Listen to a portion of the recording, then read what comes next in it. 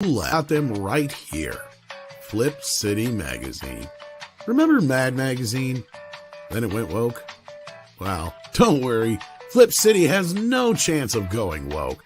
That's right. 4 times a year, you'll get an actual printed magazine full of jokes, stories, comics, and more, all about today's pop culture, entertainment, and woke politics. Flip City takes terrible entertainment trends we love to hate with hilarious parodies of Lord of the Rings, Stranger Things, The Walking Dead, Star Trek, Hunters, and more. Trust me when I say there is nothing else like Flip City on the market. So subscribe today. It will be delivered in print, or you can even get it digitally if you're one of those wacky Zoomers. Either way, follow our link and sign up today, and if you put in midnight, you get an extra 10% off. Check out Flip City Magazine today.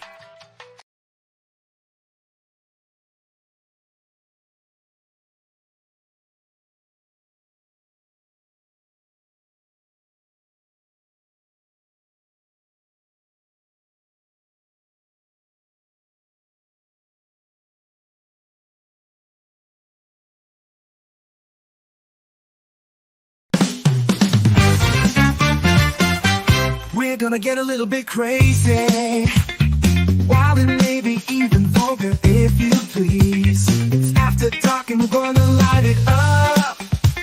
We got some fun in store for you, no tease. It's time for Midnight Sesh After Dark. A little naughty, will hopefully make you chuckle, but we ain't trying to hurt nobody, so get ready quick on the double, cause it's time for Midnight Sesh After Dark.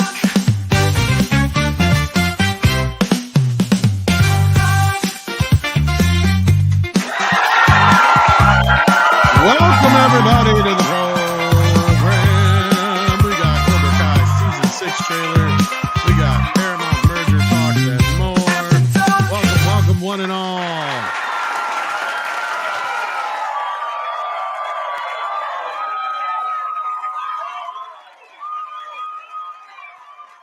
Yes, hello. I'm all by myself. Well, not anymore, but I did have a plan. I think this individual here, who I didn't expect for like another 2 minutes. Hello, Nick. Hey, Tom, I came early just for you. You did. But that's all right because I got something here I'm going to I open. see turtles. Since, as you see, it is something turtle related. Oh. Since everybody wasn't here yet, I was like, well, what am I going to do? I can't be too much later. Take your So time. I can kill a few minutes on my own at the beginning of the show just until people show up. Let me put my headphones on so I can actually hear you better. Yeah.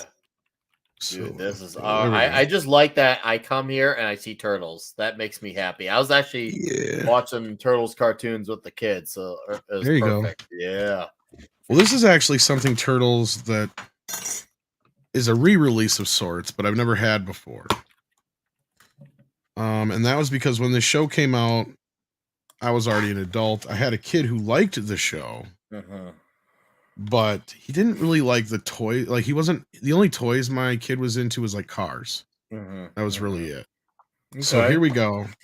Playmates re-released the 2000s Ninja Turtles figures. Dude, so here we go. I heard about that. Yeah, dude. They look nice. I mean, Super 7 is supposed to be doing a set as well. Yeah, I saw that. But I never had these original ones. Store. Yeah, and I never really had these original ones, so, and the price wasn't too bad. Dude. So I thought, what website did you get those on? I got these from Walmart. I think it was Walmart or Amazon. Oh, I got some homework to do. Yeah, I'll send you the link. I think it was Please. Walmart.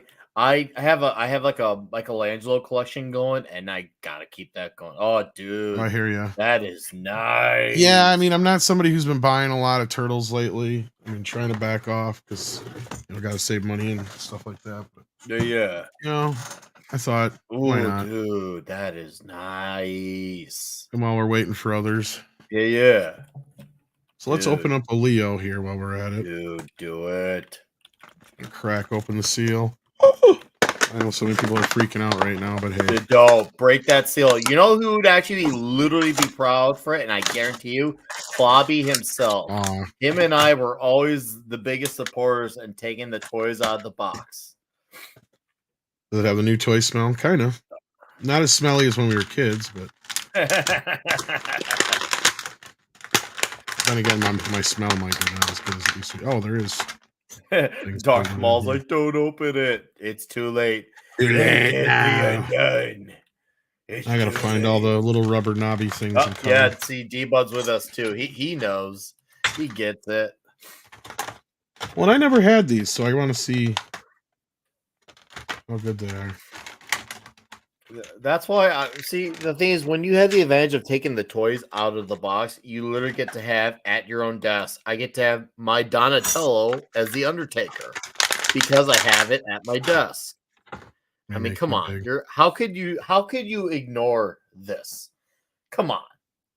Donatello, Undertaker, absolutely badass. Oh, I have my OG one where they are doing like the military lineups. I got Michelangelo here. Oh, nice. Dude, yeah. Okay, well, leave it to Playmates to give you, for the most part, good articulation, but none in the legs. None in the legs, really. And a weird stance. So now, like, Leo looks like he's got to pee. Now, Leo looks like he's got to pee. Yeah, he's got to pee. So, like, the only way you can have his legs is just that one action stance, you know? So, otherwise, these are pretty badass looking. I don't mind the design. I really liked the design of this series. Mm-hmm. So, I'm really digging these. Their design's awesome. I love the designs of those figures. So, I'm so glad because we've been seeing like a bunch of cool re-releases. Let's do a wrap. The movies, the 80s show, the 2012 cartoon, but we've not gotten anything for the 2003. So it's about bloody time that they finally got to re-releasing for something from that show. It always felt like it was like the redheaded stepchild, the one that was being ignored, even though it's got a lot of acclaim to it, like fan and critic wise to it. I never understood it. Must have been some dumb legal loopholes they must have been in that took so long for them to come out. That's the only thing I can imagine. Hard to say. Yeah. Oh, let's see. Pop. Well, chat's sounding off. I love to see it. Yeah, I haven't been able to. That's fine. While you're doing that, I'll acknowledge the super chat. All right. I can't tell you the symbol, but it's for something $5. Sorry, lost for words. It says, "Hail chat, hail Tom, hail Nick Wise, and hail to panel members that aren't here yet. Great to catch a live show. Well, thank you for being here. Lost for words." That is £5 or £5, I believe. Gonzalo. Oh, dude, nice. I like the green on that too. I like how shiny the green is. That's how it should be. That should be standard. The daggers too. Nice. My kid loved the theme song for this. Oh yeah. Okay, now Raph has to stand really weird, which is weird, but okay. It's got one of my favorite, like, as far as like, cool, like either comic book characters. It's got one of my favorite Christmas episodes of anything ever. The 2003 show had that Christmas episode. So good. Yeah, I liked the first few seasons, and then it kind of went. They give Donnie some big old Bowie knife or something. Oh, yeah. They gave him a big stick to handle. He's got a big stick. And an axe for some reason. Oh. A battle axe. They all got ninja stars. I'm not going to take any of the accessories out right now because then it'll just get all over the place. Accessories. Don't do it. Not right now, anyway. No, not necessary. I'm trying to cut myself also.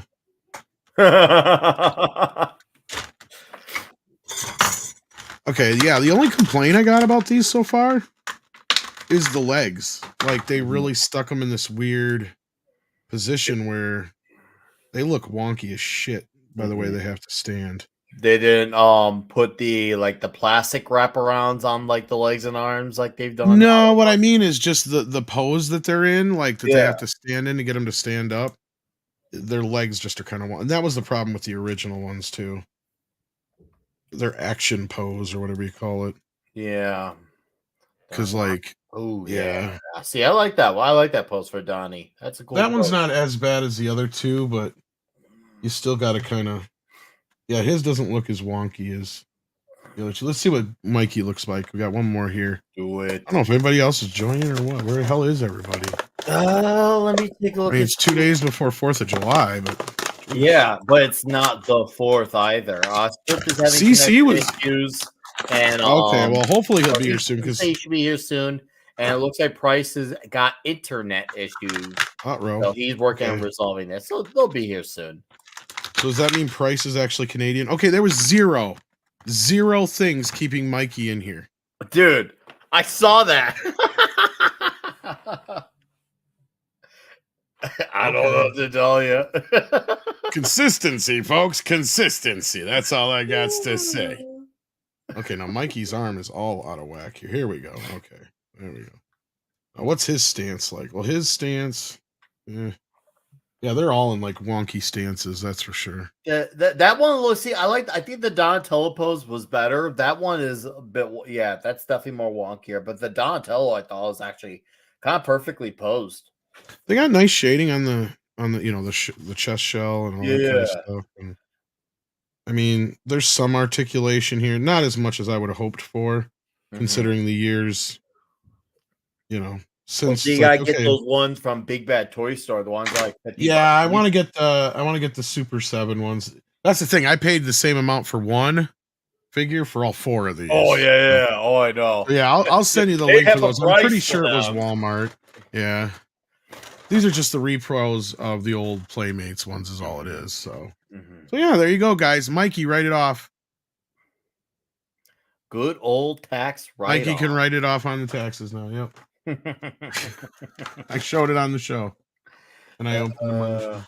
I love it. Should I save these? Well, actually, the cards actually didn't tear apart too bad. I wonder. All the cards behind the I've got a habit. Like, here's the thing. I'm not much of a hoarding person. But I've had people give me shit because I have this habit of saving boxes. Okay. What I'll do is a lot of times I'll just keep the accessories that I'm not using, like just in the thing, and I'll put them back in the boxes. I'll put them away. So I got boxes full of boxes. So that's a problem I got to get through. Yeah. I usually do a baggie per line of characters. Like if there's that's probably a good idea. I don't really need a baggie these for the accessories. And then if there's something that's meant almost like perfect with like some of the G.I. Joes, I've kept the box for, even though I have a lot of them out here. Like, but some of them I saved the box for because the box designs are so freaking sweet and also help with the moving. But they're like like the DC ones, like the McFarlane toys. I put those accessories all in Ziplocs. Well, I started a poll. Let's see what people in the chat think about that. That's a good question. You guys think you should save them or should just get rid of them? Some I think I would no matter what. Like my big NECA, like Turtles and Batman. You almost have to save the boxes because if I ever have to move them around, I do not want them. That's the best spot to put. Yeah, for the big boys, Stashes, Hot Toys, any of that. But I mean, I could probably start getting rid of some of this shit. Oh yeah, you could. You'd be just fine. I didn't actually. I mean, in all honesty, I didn't keep any of the He-Man ones. I had so many of the Origin figures. Plus, I had them all. Almost got all of them. One on card, one free floating. So like, I had to quit after a while. Like, He-Man has gotten so bad. Turtles have gotten so bad. Like, I would have loved to have had some of this shit when I was younger, but I'd have never been able to afford it all either way. So, yeah. And some people are like, they don't open them at all. But look, I'm just looking at it as sometimes I don't, sometimes I do. Like, I have like 2 of these. Eventually, I'm going to open one of these for you guys on stream. Oh, dude. So, like, I have things like that. But, like, now Tox, like, I have a Toxic Avenger here. Oh, dude. This one I would love to open up, but it's the only one I got. So, until I find one on, like, clearance or something, which I doubt I will, because I don't even know if you can get that anymore. See, and that's the thing. I don't like that. Is a nice. See, no, that's the type of box you do keep. Or this one. Case and all. Oh, and it all depends on if I can find a second one or not. You know what I mean? Like, sometimes. But other times for things like this, they're a little bit cheaper. They're mass produced.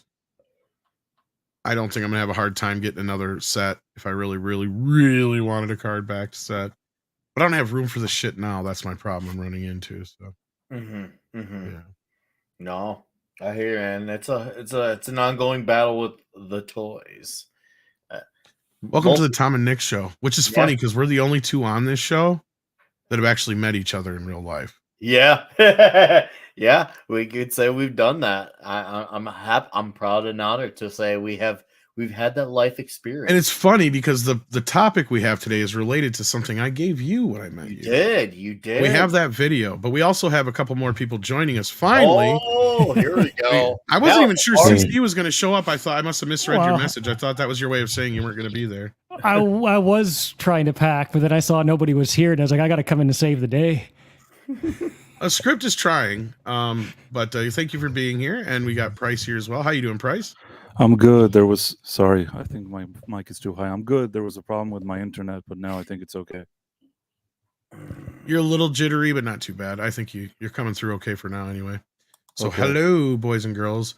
Hello. I mean, yeah, I don't know if our alert went out or anything, because it seems like we got a low view count right now, but go ahead and share out the link, guys. Hit the like button. Let YouTube know we're live. Maybe it's because I loaded it up so late because I couldn't come up with anything to really talk about besides Cobra Kai. But then Paramount news dropped, so we'll talk about that.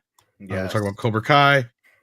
So we'll get into that in just a moment. But the poll, we got 45 votes so far. Let's see. We'll give it a few more minutes here. We'll give it a full 5 minutes. We got another super chat here. One from Jason Webster, who says, things I will happily do without in 2024. The Acolyte, Tesla Truck, the Crow remake, and Tag Howard Keith. What's TAG? Tag. I'm trying to think. I must. I don't know. The Adventures, the Adventurous. I don't know. I really. It's probably something we know, and it's just something we never thought about initializing because we're so used to certain things that we never. Tag Howard Keith is a perfect watch for your wrist. Okay, it's a wrist watch from the Swiss. Oh, okay, that's why we don't know about it. I see. Oh, I see. The more you know. I have a button for that. The more Tom knows. I love that it comes right after you read the Necronomicon. The more Tom knows. The Necronomicon, it's got that music playing. It's the best. Yeah. So how you boys doing? Price, what you been up to today besides fighting with your internet? No, nothing special. There's some commercial go. Did you see that thing with the action figures and Shaq and Axel Foley? No. Somebody told me, my friend Sean's like, did you show this to Tom? And I'm like, no. Let me show this to you. I'll send it to you. You'll have to show me. I'm not sure what you're talking about. I have an Axel F action figure that Mikey got for me. It's something that I think Netflix posted, and like he's like, "Oh, what does Tom think of this?" And I'm like, "I have no idea. I just sent it to you in the private chat. You can look at what it is." Let me see here. All right. Okay, let's see what this is. I know it's Netflix. We'll probably get nailed for it. So, for those who are watching this after the fact, this will probably get clipped out. Okay. There's nothing exciting to do. No action or adventure. Did someone say action and adventure? Whoa! The Axel F action figure line features figures with accessories and vehicles to deliver the action and Can I get that? Freeze, police! I ain't falling. I'm sold. My tailpipe. Destroy! The banana tailpipe. I want it. I know, right? Beverly Hills Cop action figures. I had these when I was a kid. Yeah. Music. I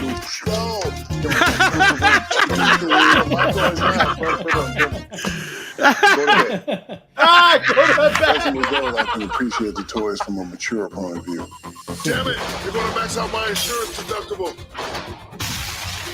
I'm Axel Foley. Excuse me, Shaxel Foley. You must not heard that here, Beverly Hills. Shoot him with a gun. This is how you treat your toys? He did it. Okay, you can't actually buy these toys, but you can watch Axel F on Netflix. Oh, come July 3rd. You teasy bastards, Netflix. Okay. Make the toys. Whoever did that laugh needs to learn how to laugh. But anyway, no, I'm looking forward to this because actually we're what? Less than it comes on 2 a.m. Central Time, 12 Pacific. Tonight. Oh, it's tonight. I want to give a shout out to Sean Crummell, who suggested that I show it to you, and I think he was right. Oh, Sean Crummell. Okay, I've seen that name before. Yeah. Okay. Yeah, he's sometimes on the Night Owl with me. Yeah. Okay, yeah. Okay, that's why I know the name. Okay, yeah. Well, cool. Thanks, Sean. I appreciate that. Yeah, no, I'm looking forward to seeing it. It comes out tonight at midnight on the West Coast, anyway. I even got my shirt on. One of them.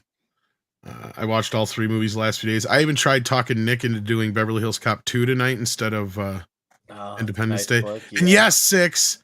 That was a dirty tease. And that reminds me. So I was so pissed because people are running around with Axel Foley Detroit Lions jackets. Okay, now they don't have I don't know if they might have the Detroit Lions insignia on it. I'm not 100% sure. It might just say Detroit and then have Axel F on it. But like, they're like sweatshirts that look just like his jacket. And they were giving them out and stuff at like the premiere thing. I'm like, if they don't have those on the Netflix store, what the hell are they doing with that? So I don't know if you guys know about this Netflix store thing they got coming around and do it. Oh, I know. I've heard about it. I think we even like it's like that's what give me this Axel Foley friggin' playset. It would help with them having another outlet for mice, since they had this thing where they don't want to do a whole lot of physical media. For them to do like a full like merch store is at least the second best thing. They should just go and do physical media as well. They should just do both. I don't see they're shooting themselves in the foot trying to avoid a money-making way, because you could still get people who will subscribe for everything else, and then people who really like it, the diehards, they'll want to buy it on physical media and rewatch it then. Yeah, I wish I could find it. I mean, I can't remember whose interview it was on, but I think it was the Jimmy Kimmel one. But he had one, and it's just like a sweatshirt version of his jacket, and it just says Axel F here on the collar or on the chest or whatever you call it. Yeah, see, because like his new one, this might be it here. Yeah, because I'm not sure it has the Lions insignia on it. Okay. Or it does on the front, yeah, but see, here it is here in the movie. You can get one for $109. I don't know how real it is, though. This is probably somebody making one. Because it's like this, but instead of having the lion on the chest there, it has Axel F right there. Yeah. But the back says Detroit just like this, though. But it doesn't have the helmet on it, just like this doesn't either. See, that's what I was remembering. Because his old jacket actually has a helmet on it. It's the official Detroit Lions Letterman's jacket. Like this one here. Let me show you. I know, we're getting geeky now. Yeah. Hey, I love it when we get geeky. So this is the old one that he used to have. Oh, yeah. I've seen it. I've seen it around these parts. That was from part 2 anyway, but yeah. Yeah, see, no, I know. When you mentioned the idea about doing it, I was just like, well, we already did the first movie, and it just also with 4th of July, I was like, and I knew the Axel F was coming, and I considered it, but I was just like, we gotta do Independence Day. It just felt like it was just the right time for it, but it's okay. Maybe in a few years, maybe we'll be talking about Axel F on Toxic. We'll find out. I will definitely be watching it probably tomorrow evening. So before I hang up the Shagsworth. I hope it's good. I'll probably be reporting to you to hear your first thoughts. Yeah, I don't know if I'll go live tonight after the movie. It probably won't be until I'll talk about it on the morning show, most likely. But this was funny. Somebody asked if Bronson Pinchot was back. Here you go. It's Serge. Hello. How you are doing today? I'm Serge, and I want you to watch Beverly Hills Cop Axel. Axel. Take 15, Mark. 26, Mark. Ahmad. Take 60, Mark.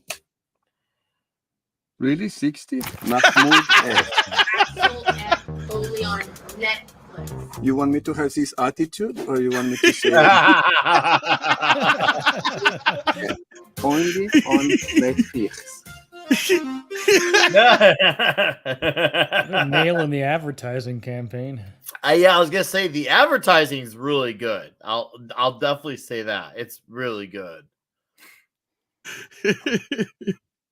Oh, I love it. I can't wait. I got low expectations to a point, but I'm also looking forward to it. So I wish it was in theaters though. That's the thing. I really do. It feels like it should be. It almost feels like it's doing it a disservice not being in theaters, but yeah. Pinochet's helicopter tour has been here for 34 months. Thank you for that, Pinochet. We appreciate that. Connor Dorian sends 3 a.m. 2 a.m.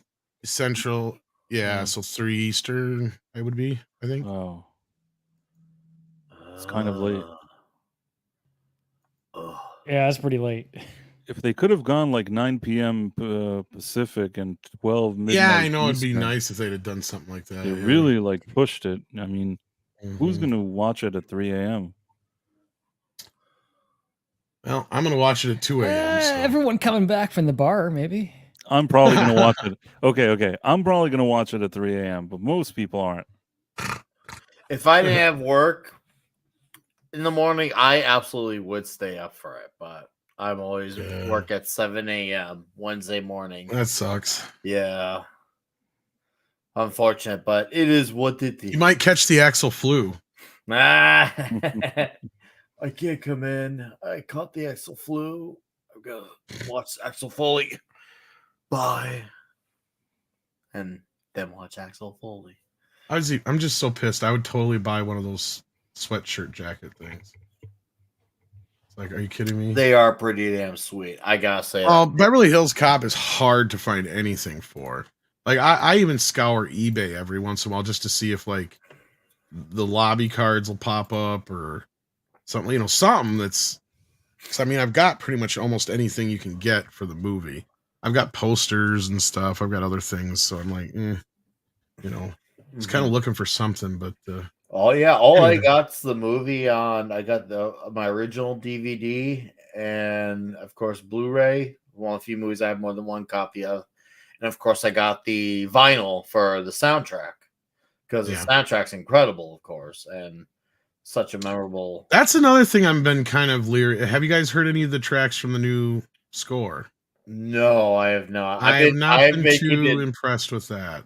Been keeping it very private as far as like trying to go into this movie as clean as possible. Oh, not me. So are you talking about like soundtrack or like a score for like they've been dropped? They dropped the new version of Axel F, and they dropped a track from the score, and the score will actually drop tonight too as well, midnight or whatever. Okay. I don't know how many, if any, pop songs are in the soundtrack, but the new Axel F theme does not impress me at all. It's the same song, but it sounds like somebody who made it on YouTube. You know what I mean? It's like, why didn't you just get Harold Faltermeyer? It doesn't have the same feel to it. Does this guy's Faltermeyer still do stuff? Yeah, I think so. We were going to interview him not too long ago, but maybe there's something going on to where, because he didn't do the music for part 3. He technically didn't do the music for Top Gun, even though he gets credited like he did the second one. At least as far as I know, I don't think he physically did anything. He gets credit for the themes here, but he doesn't actually do the music again. So yeah. Right. Yeah. Well, that's really what the best part is, the themes that he made. Right. In Top Gun and in Beverly Hills Cop. Yeah, all of his. I even liked what he did in Fletch, to be honest. Yeah, Fletch is a good one too, and he's got a couple. Running Man is a good one as well. Oh yeah. Connor Dorian, he says, "Did you see Paramount is releasing Quiet Place Day 1 on digital, July 30th?" Yeah, I don't understand this move. I really don't. This movie just made you a truckload of money in the theaters. Why are you not leaving it at home? Or leaving it on theaters is before bringing it home. It makes no sense. Maybe they think it's the type of movie that'll just give like a number of weeks of a lot of people watching, and then it'll just drop off. Maybe really, because of Deadpool, perhaps, but maybe, and it's kind of shit too. So still, really give it time. There's always here's the thing: they forget that not everyone and their mother is gonna watch Deadpool and Wolverine. I'm not even saying that as like a diss towards the movie. All I'm trying to get is that there's always some people out there who are just never genuinely into those movies, whether it was hot or not. There's someone who's always just going to want to see something else. I'm Give surprised people that the anybody option went of to seeing see. something else. I'm surprised that anybody went to see that Quiet Place to begin with. It's like I saw that first one. I didn't need to see any more of them. I got the idea. I feel like they should never make another movie like this again. I haven't watched them beyond the first one, but I do know that they do well in the theaters. And They're they horror do movies, yeah. and they definitely have their fans. I've talked with their fans. I was just saying, nothing wrong with it. It's just they are really into these movies, so I That's see fine, why that's there's fine. a market for them. I didn't mind the first one, but I felt like I felt like I saw it and I don't need to see any more. And if somebody felt differently and they felt they want to see this all Well, the these time, aren't made for you, Price. I mean, it can't be that they have to be quiet. Any noise they make, like some alien would have heard it. There's a kind of a flaw in that whole premise, and you can just give them enough goodwill to put up with it for one movie and kind of think, oh, it's kind of a cool idea. But after that, like if you start really thinking about it, it's a bunch of nonsense, in my opinion. Well, I mean, I haven't. Yeah. I had to rewatch it. I only saw it once. I thought it was okay. It's a horror movie. It's going to make money. I'm surprised it did as well as it did Yeah, itself. that's another thing. They make money. They have Yeah. fans. They make money as long as they make money. Think about this. We have all the Saw sequels because they make money, and I tapped out after 3 movies, but they still make money. Don't matter if I bailed out, they still make money. Yeah. But isn't this a prequel? Like I want to learn more. Yeah, about but how wasn't it was. second one too? I As don't well, know. like I don't somebody know. made a joke about this is the first trilogy to be told in reverse. I mean, I couldn't care less how like those creatures came or why they have to be quiet. I mean, this is a lot to ask of me as a viewer. Well, if you want to listen to the new Axel F theme on loop while you wait for the movie, Six sent this to me last night, so you can hear what I'm talking about. It just doesn't have the same. Yeah, CC got it right away. It's really kind of generic, and I think they changed the time of it too. It's the modern audience's version. Yeah. It's the AI version. Well, yeah, that's what I mean. Kind It's, of. it's the digital version of what's a digital song, but It's the Tootsie Morgan version. Yeah, we're gonna get nailed, but anyway. Yeah, so their countdown is on for Axel F. And we have a script doctor joining us. Hello. Hey, finally got StreamYard to let me into the dang studio. Weird. Wow. 22 minutes I've been trying to get it load. That's all right. We've been just chit-chatting about Beverly Hills Cop and stuff, but yeah. Yeah, I know. It's getting some waves already, even though it hasn't fully released yet, because this morning I got the Sylvester Stallone rewrite of the original draft in my email. I know. I saw that and I almost creamed. Wonderful. Well, yeah, I'm probably going to be reading that later this week. Well, not almost anymore. Oh, boy.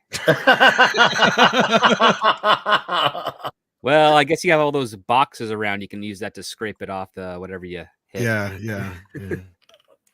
That's true. So you were listening at least. So yeah, it wasn't your was on my internet. phone. It I was just couldn't get StreamYard. in. Yeah. Okay. Because I was listening on my phone while I'm trying to get StreamYard to load. And yeah. But what, 7 hours till Axel F? Debut? 7.5. 7.5. Just under. Yeah. Getting there.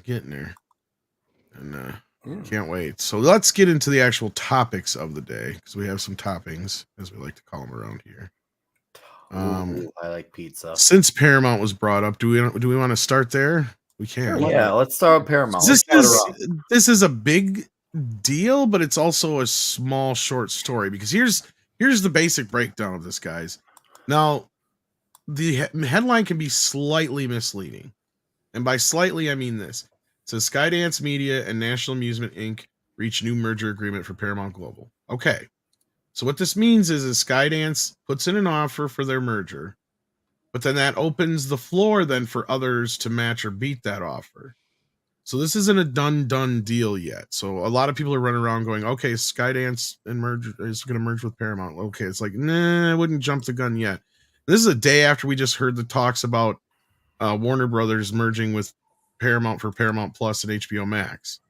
So like I said, don't count out. There's still plausibilities on the table that are going to come at this. it's still going to take a week or two probably to sort out, even just from this standpoint. And then comes the other parts. Well, that's the rumor is that Warner Brothers and Paramount wanted basically just recreate Hulu now that Hulu's no longer available. Well, it's not a bad idea. No, I think it's a good idea. They can call it Paramount Max because it's a Paramax. Ooh. Well, Paramax might be confusing, but yeah, like Paramount Max because it's like HBO Max or what have you. Well, the other thing is, I wonder how will they let them? Oh, there's the problem. Is like, will they allow them, because it's basically like merging HBO and Showtime. Well, the way that I'm hearing it is that the deal that they're proposing is that if you're a subscriber of Paramount Plus or a subscriber of Max, you will just get access to the content through that window. You're not actually merged. They're not physically. So it's not a merger. Yeah, it's just right. shared content, I think. And then all the revenues of that gets aggregated and evenly split to the parties involved, however they negotiated. That is what I'm hearing in the earlier stages right now. But I think Zaslav is doing this because, again, another report just came out that he's really wanting CBS. Yeah, that's why I'm thinking this ain't done yet. Pairing this together would get him one step closer to getting CBS. And Sony will probably throw in an offer once they kind of have an idea of what Skydance is offering. But I don't think Sony's I don't think they're wanting to merge. Kind of like what you just said with Warner Brothers. Not necessarily they don't want to merge with Paramount. They just want CBS most likely, maybe some of the cable channels and shit. I think it's going to come down to Sony and Warner Brothers fighting over CBS. Yeah, probably. And I think Sony is going to be the one that's probably going to. Which would be weird because didn't CBS and Columbia start as the same company like years and years? I mean, we're talking like in the 50s. I think so. Maybe. Well, but then they split off, and I'm trying to remember because there's a central broadcast. Wasn't it to Columbia Broadcasting? Yeah. Well, I thought it was the Central Broadcasting Systems, but it might be the Columbia Broadcasting Systems. I can't remember, but I remember hearing Central when I was interning there. They kept on saying Central all the time. So they might have changed it after that too. Let me look this up because I remember this not too long ago when I was looking shit up. But anyway, what do you guys feel about this? How do you think this is going to roll in the next few days here, weeks, months? I think Sherry Redstone is going to ruin it somehow. Well, she doesn't want the company to be split apart. That's the problem. That's her stipulation. That's her deal breaker. She never wanted this merger. She wants money from a merger, but she doesn't want the merger, and I think that continues to be a problem. Mm-hmm.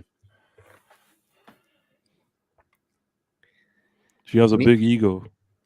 Well, yeah, of course. When you have that much money, that kind of comes as a bonus. I think part and parcel is that the only deal that she's going to take is going to be one that's not going to be coming from a big entertainment company like Sony and Warner Brothers. Even Skydance is possible. And you know what? It's funny because this afternoon I got to see one of their features that they're going to be releasing in October called Flight Risk, which would be a huge hit like 15 years ago. I don't think audiences today are gonna gravitate toward it, which is unfortunate because Mel Gibson is back as a director, and I think he knocks it out of the park here. Yeah, I've been hearing a bit about that one. Yeah, comes out in October. I thought it was supposed to come out this summer. When my buddy who asked if I wanted to see it, he didn't. I thought it was going to go see it at like a private screening or something for a premiere or advanced.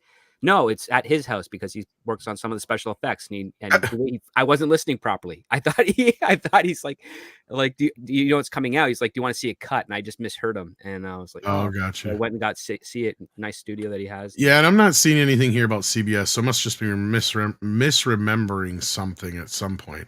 Yeah. So, yeah.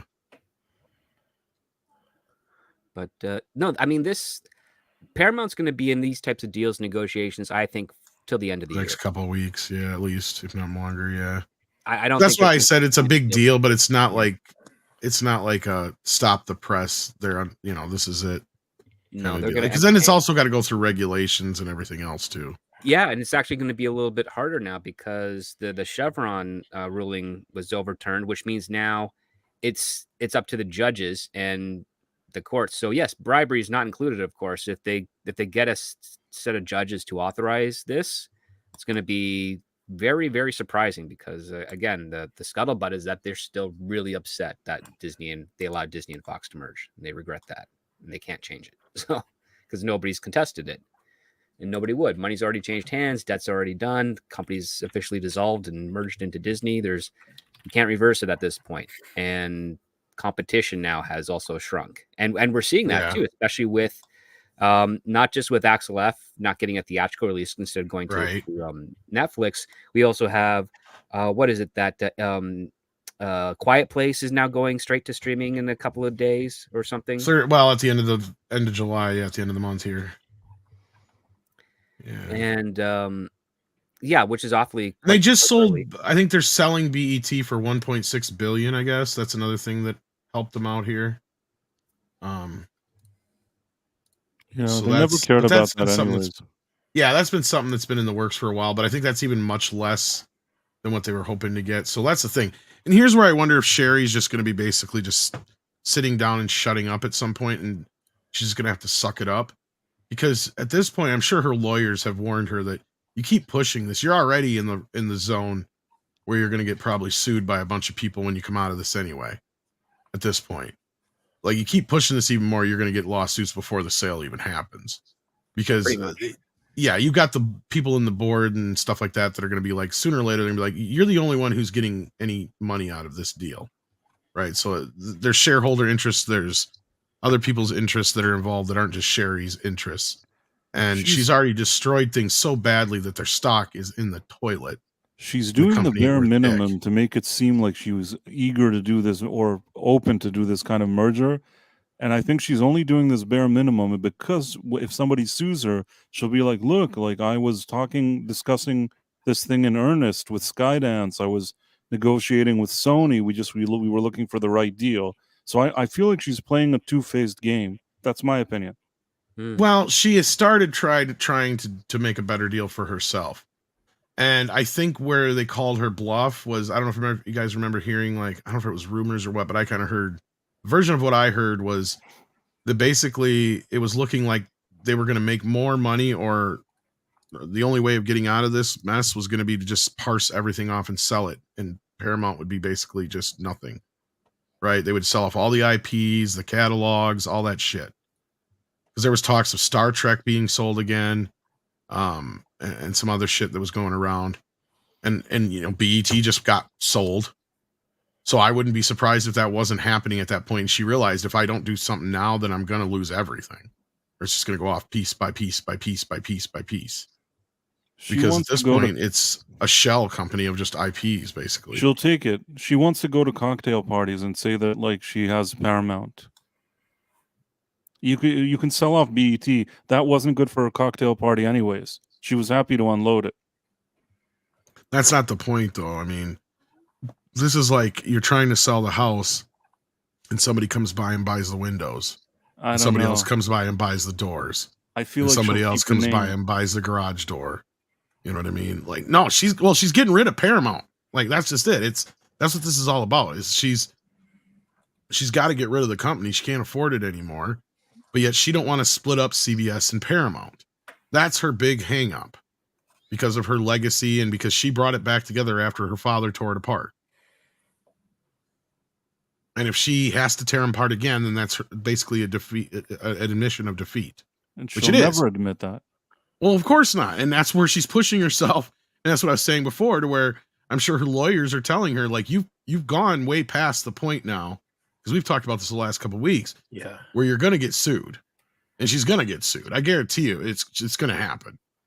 Because the amount of money that she lost the shareholders at this point by pulling these shenanigans over the last year or so has cost the company billions, or cost the shareholders billions, I should say, in what a sale or a merger could have brought in. All she had to do was clean house and start looking for people and making offers and headhunting from other studios to help save Paramount. And she didn't do any of that.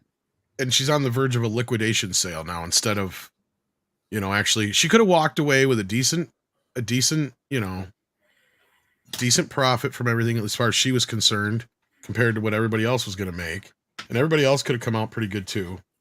Doesn't she? I think the moment for that was, when they turned down the Sony, was it Redbird or whoever it was, the other company, or Apollo? When they turned down the Sony Apollo deal, that kind of got wonky there. But I mean, that was at the point where if that deal would have went through, I think everybody would have benefited the most. Doesn't she have a ton of money regardless of Paramount? Yes, like she's not actually doing this as a money holdout. It's not about money, right? She does not want to separate the company. That's all. As we said, yeah, and it's not. I mean, I get where you're coming from, Price, with the whole cocktail party thing, but that she's at that point now where she's. It has everything to do with her ego, like Scripps said. It has everything to do with the fact that this goes back. Well, it's the same point. Right. The ego part of it, though, comes from she has been the head of the company, for about a decade now, Script, roughly? Not quite, but close enough. Not quite, close to it. And basically, what her dad did was back in 2005 or 4 or somewhere in that region. 2006. 2006, somewhere in there. Yeah, thank you. He split up CBS and Paramount and made them 2 separate companies. And that's what caused all the problems with Star Trek and some other shit going down the line. Killed my internship, son of a... So anyhow, that being said, yeah, Lord knows how many jobs and projects were lost along the way. That being said, in the end, she tried to remerger them, which was the right idea, but the way she did it just didn't work, and the timing of it was already bad. It was, at that point, it was probably too late because they'd already been separated for so long. And she came in here as this woman head of, and was trying to prove that she could do this as a woman, as the daughter of, Redstone, et cetera, make her own stamp, right? And her stamp is basically, I fucked up daddy's company. Even though her dad fucked it up bad enough before, she literally come in and said, here, hold my beer and watch how bad I do. And then I get scared when I see shit like Skydance, because they're half the reason they're in the place they're in now, if not more than half the reason. Ellison is another kind of, it's just a different Redstone. Oh, he's a nepotism egotist baby kind of person. Yes. So is she. So it's like now they're teaming exactly. up. It's like the Avengers. It's the Avengers. Honestly, we've gotten to this babies. point where Hollywood has kind of like, it's like an incestuous game at this point. And I don't mean that in like the actual physical term, but I mean, it's like everybody who's got a job in Hollywood, at least most of them, are second or third generation people at this point. There's hardly anybody new coming in, no new voices, no new outlets for anybody to come in anyway. Well, not in a position of power, at least, yeah. No, especially in a position of power, because it's who your daddy knew, or your mom knew, or your uncle knew, or whatever. And it's getting so bad that you can start doing like the 6 degrees of separation trees, or whatever you want to fucking call it, in Hollywood. And you could find so many connections between families and things. It's just insane. Like even J.J. Abrams is a great example. Sure, his dad didn't necessarily do anything, but his family was involved in shit. His parents were realtors that got into film production because they sold Steven Spielberg at his house, and that's how JJ met Steven Spielberg and babysat his kids, and that's how that kind of worked out. That's the story of JJ Abrams. That's basically how that all happens. But also his father was a producer, and he's the one that set up the meeting at age 16. No, his grandfather was actually a producer. His father became a producer like 2 times because they met up with Steven Spielberg, because Steven was looking for a new home. All I know is that at age 16 or something, J.J. Abrams sold a pilot. And trust me, he didn't just walk into somebody's office at 16 years old and sell that pilot. Of course not. Somebody set He did exactly for his kid what somebody did for him. Remember when he brought his kid in to write a Spider-Man book? Exactly, yeah. He is 100%, and that's why his talent is kind of just on the surface, and he doesn't have any real depth to his talent, because he's always been that kind of phony. We've gotten to the carbon copy of talent now, right? Like, or multiplicity of talent. We're on the Steve level of talent at this point. Considering how easily you can just get cut out if you say the wrong thing, believe the wrong thing. I mean, you would need your daddy to step up for you to stick around. I mean, maybe if you were just actually good at your job, it wouldn't matter. Yeah, exactly. Who would even make it up the ladder without just getting fed up and leave? Unless you I've seen a lot of people leave. 100%. Yeah. I've seen a lot of people who got in, they got to basically their plateau point, And it wasn't necessarily because of like the cronyism or nepotism. It was just like, well, this is how much money we can make with this investment. This is how it's going to stay for a while, unless you find something that's a miracle. And after doing that for 5 years and not getting your miracle, you kind of just give up.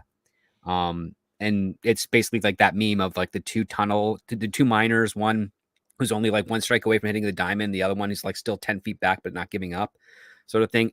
A lot of Hollywood people are on the bottom tier that have already turned around and walked away before they even get to that point.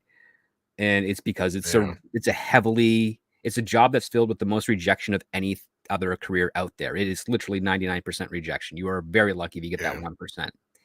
And to JJ's credit, he's a really good salesperson. But the thing that they kind of learned over between 2009 and 2019 in that 10-year span is he knows how to make it look like the stuff he works on makes money, but it never actually does.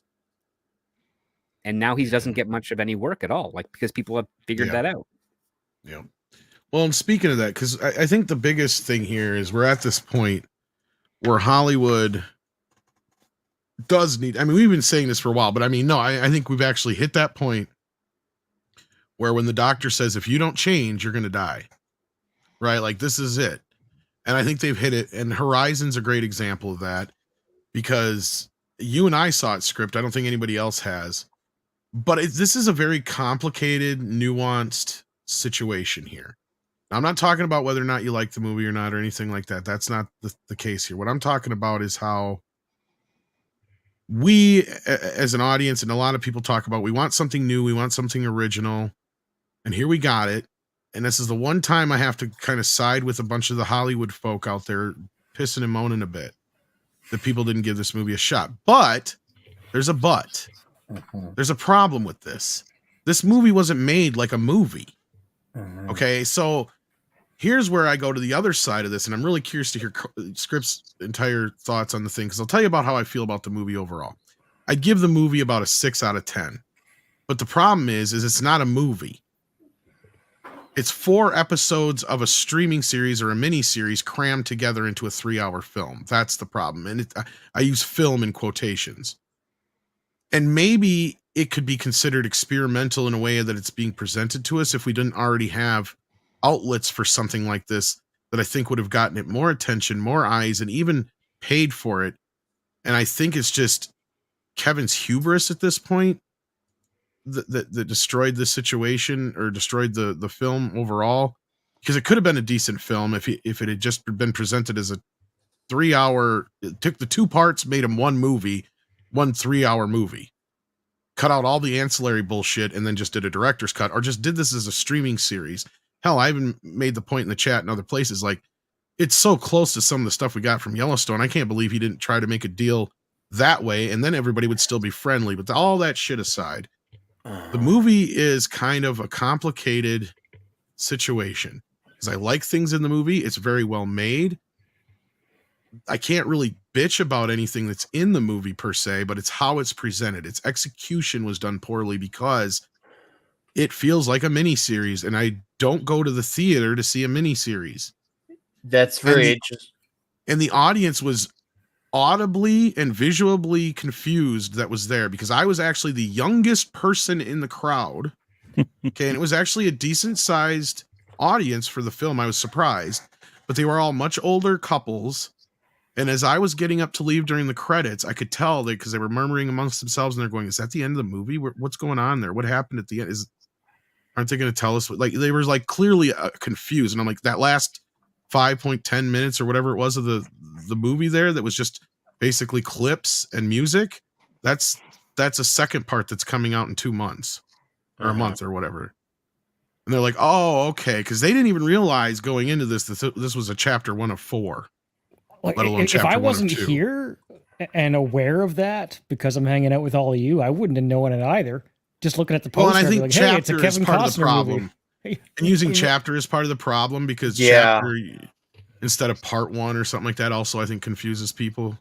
Using also having a part 1, part 2, I think kind of validates your argument of it sounded like it was almost written as a streaming series, because you're saying just those 3 hours, it felt like episodes put together, and there's a part 2. So that sounds like this was basically just a TV show brought into a movie. If there's a part 1 and 2 to this, obviously we've had movies like that before in history, but with the way this movie sounds like you're describing it, at least when you've watched some sequels or other movies that have had those part 1 and 2 attached before, they still felt like their own thing and they still felt like a movie. This sounds, as you said, Tisha, there's a lot of people even talking about this, and I'm not talking about it in terms like a positive or negative sense, but it seems like there's even, dare I say it, a little bit of a lack of awareness that this is coming out. Well, and you want to know why? That is because Kevin Costner put his own money into this movie, and he's paying for.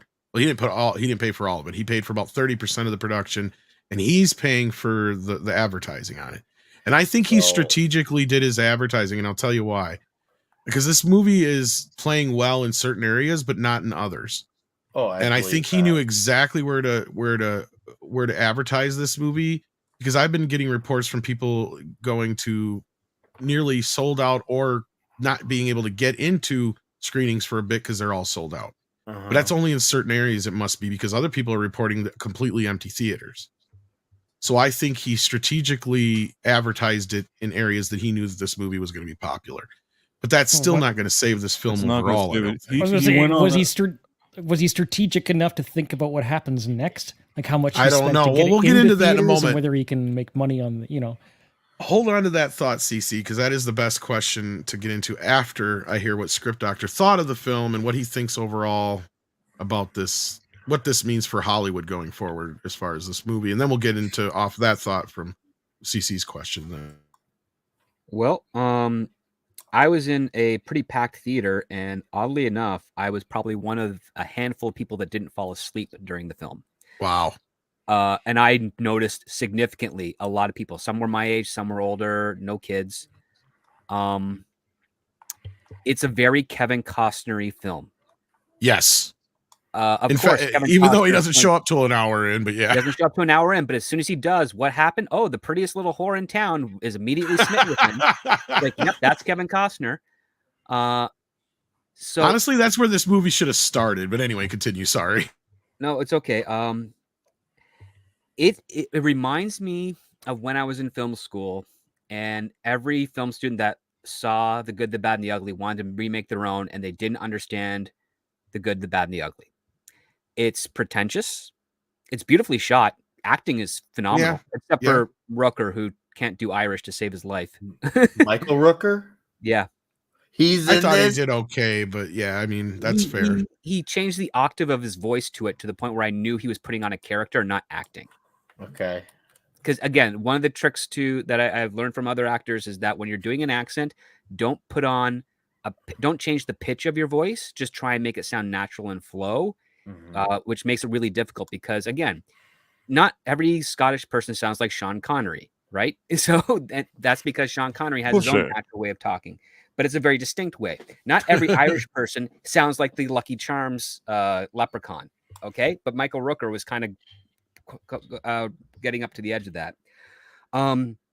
Its editing, I thought, was poor between each segment of the 4 stories. It was really bad because I heard people whispering when we got introduced to the prostitute. Wait a minute, is that the mom that just survived? And is her daughter now all grown up and she's a prostitute now? Is that what's going on? Yes, I had the same problem. The time of how they kind of explained how you, because then you finally realize, oh, we've only gone like a year or two, maybe since actually it's been a couple of weeks on the Survivor side of things. But no, it's a really pretentious film. I think as a Western goes, stylistically it's fine, but narratively it's terrible. It is a television series format where it's 4 episodes crammed into one. Each episode is like 32 to 45 minutes long. They're all going to come together in some way. Sam Worthington I thought was pretty good. And I liked Luke Wilson's but his bit could have been cut out of it. See, and that's the thing. Yeah, those two storylines could have been completely removed from the movie at this point and not heard anything.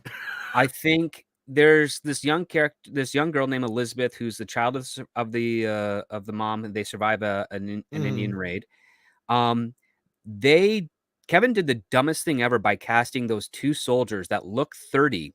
They're supposed to be her age and going off to war, but they look 30. Yes, that was a little and awkward. It's like everybody got really uncomfortable when they were hugging her and doting on her and stuff. Is like those are adults on a child. I mean, it doesn't matter. That's 60 something. I think those boys are only supposed to be like, they're only supposed to be like They're 15, supposed 16, to be, but they don't like, look it. That's the problem. Yes, you're right. Yes. There's some weird casting in the movie. I agree with you there, but there's some weird casting. I really did like a lot of the Native American scenes. I thought they were cool. There's actually conflict. Like, well, the problem though, and I don't know if you noticed this too, we get introduced to our antagonist and then he disappears for the whole movie. We don't see him again.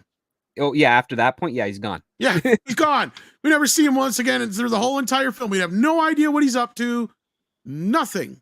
And then we get another antagonist, a bunch of cowboy guys. Quasi antagonist, which I know some of them are gonna. Yeah, it's gonna be kind of some of them are gonna flip, and this is okay. So we're kind of bouncing all over the place because nobody's seen this movie but us. So just so you kind of get the idea of what this movie's about. Script kind of gave you the concept, but it starts off with this idea that there's this plot of land they're trying to develop and call this town Horizon, and everybody who's tried to start a town there has been killed by the Apaches, and the U.S. government soldiers keep telling them you're building in an area where we can't protect you. How's that working out for you? In so many words, like it's not going to work, kids. Quit trying. So after 2 attempts now, and after the second attempt, 3 or 4 of the characters, more or less, add a couple more in there, come from that storyline. So they get birthed from that storyline. Which then another storyline just gets completely introduced out of nowhere with this girl who kills her lover, who is basically cheating on his wife and family with this girl and had another child out of wedlock. And so he tries to kill him because he's basically been forcing her into this relationship. Let's say that's a better way of putting it. So she tries to get away, and so she's being chased by the father's brothers or father's sons. So the brothers are all in like a group. Okay, so then this spawns into the Kevin Costner story where he's finally introduced an hour into the movie. So that's the only story that so far tangentially leads into another story that leads into another story, but it's set up and introduced nowhere else that has anything to do with anything in the other part of the story. So this is why I was telling Script that's where the movie should have started. Yeah. That should have been the movie at that point on, because all the other stuff, you could have completely cut out all the Sam Worthington stuff past the point where, because once the daughter kind of becomes the focal point of that duo, I thought there's no reason for the mother to even be there. So their little romance is just there for a romance. It doesn't really lead anywhere, and I don't think it's going to, other than I think he's married. That's it. So like there's that part of it. That's like so soap opera. It's like, oh my God. It's really soap opera, especially considering the fact that even at that time, for her to get over watching her husband burn to death and then just start to dote on the army, the soldier so quickly, I'm like, wow, you really didn't love that guy, did you? In all honesty, they should have let the character die, which I thought they were going to at first. But anyway, that being said, then you're getting introduced to a whole nother storyline with this, which we've already alluded to, which is the Owen Wilson, the wagon train storyline. This should have been left for the beginning of the sequel. Owen Wilson is in this movie? Yes, he's actually quite good in it. But the thing is, the context is really ridiculous because there's these 2 wealthy British characters that are clearly funding the majority of this train, and Wilson's trying to like assert authority over them, and they're trying to, and the woman is a pain in the ass, and the husband is a beta male, and they're really leading into the fact that Brits were never really good colonizers to the West. And I'm like, a good 2/3 of the United States was populated by British people at that period at the time. Don't stop calling them wimps. But it's what they were trying to do. They're trying to establish that, Americans can actually travel through the Midwest towards Kansas, but the Brits, they're too frail and sissy-like in the 1800s to do that. It's like, okay. Well, I'm not so sure. Did you get the impression that they were paying for this necessarily? I didn't get the impression they were the most wealthiest people there, and that I didn't get that impression at all. Yeah. See, I just got the impression they paid just as much as everybody else, but they weren't doing their share.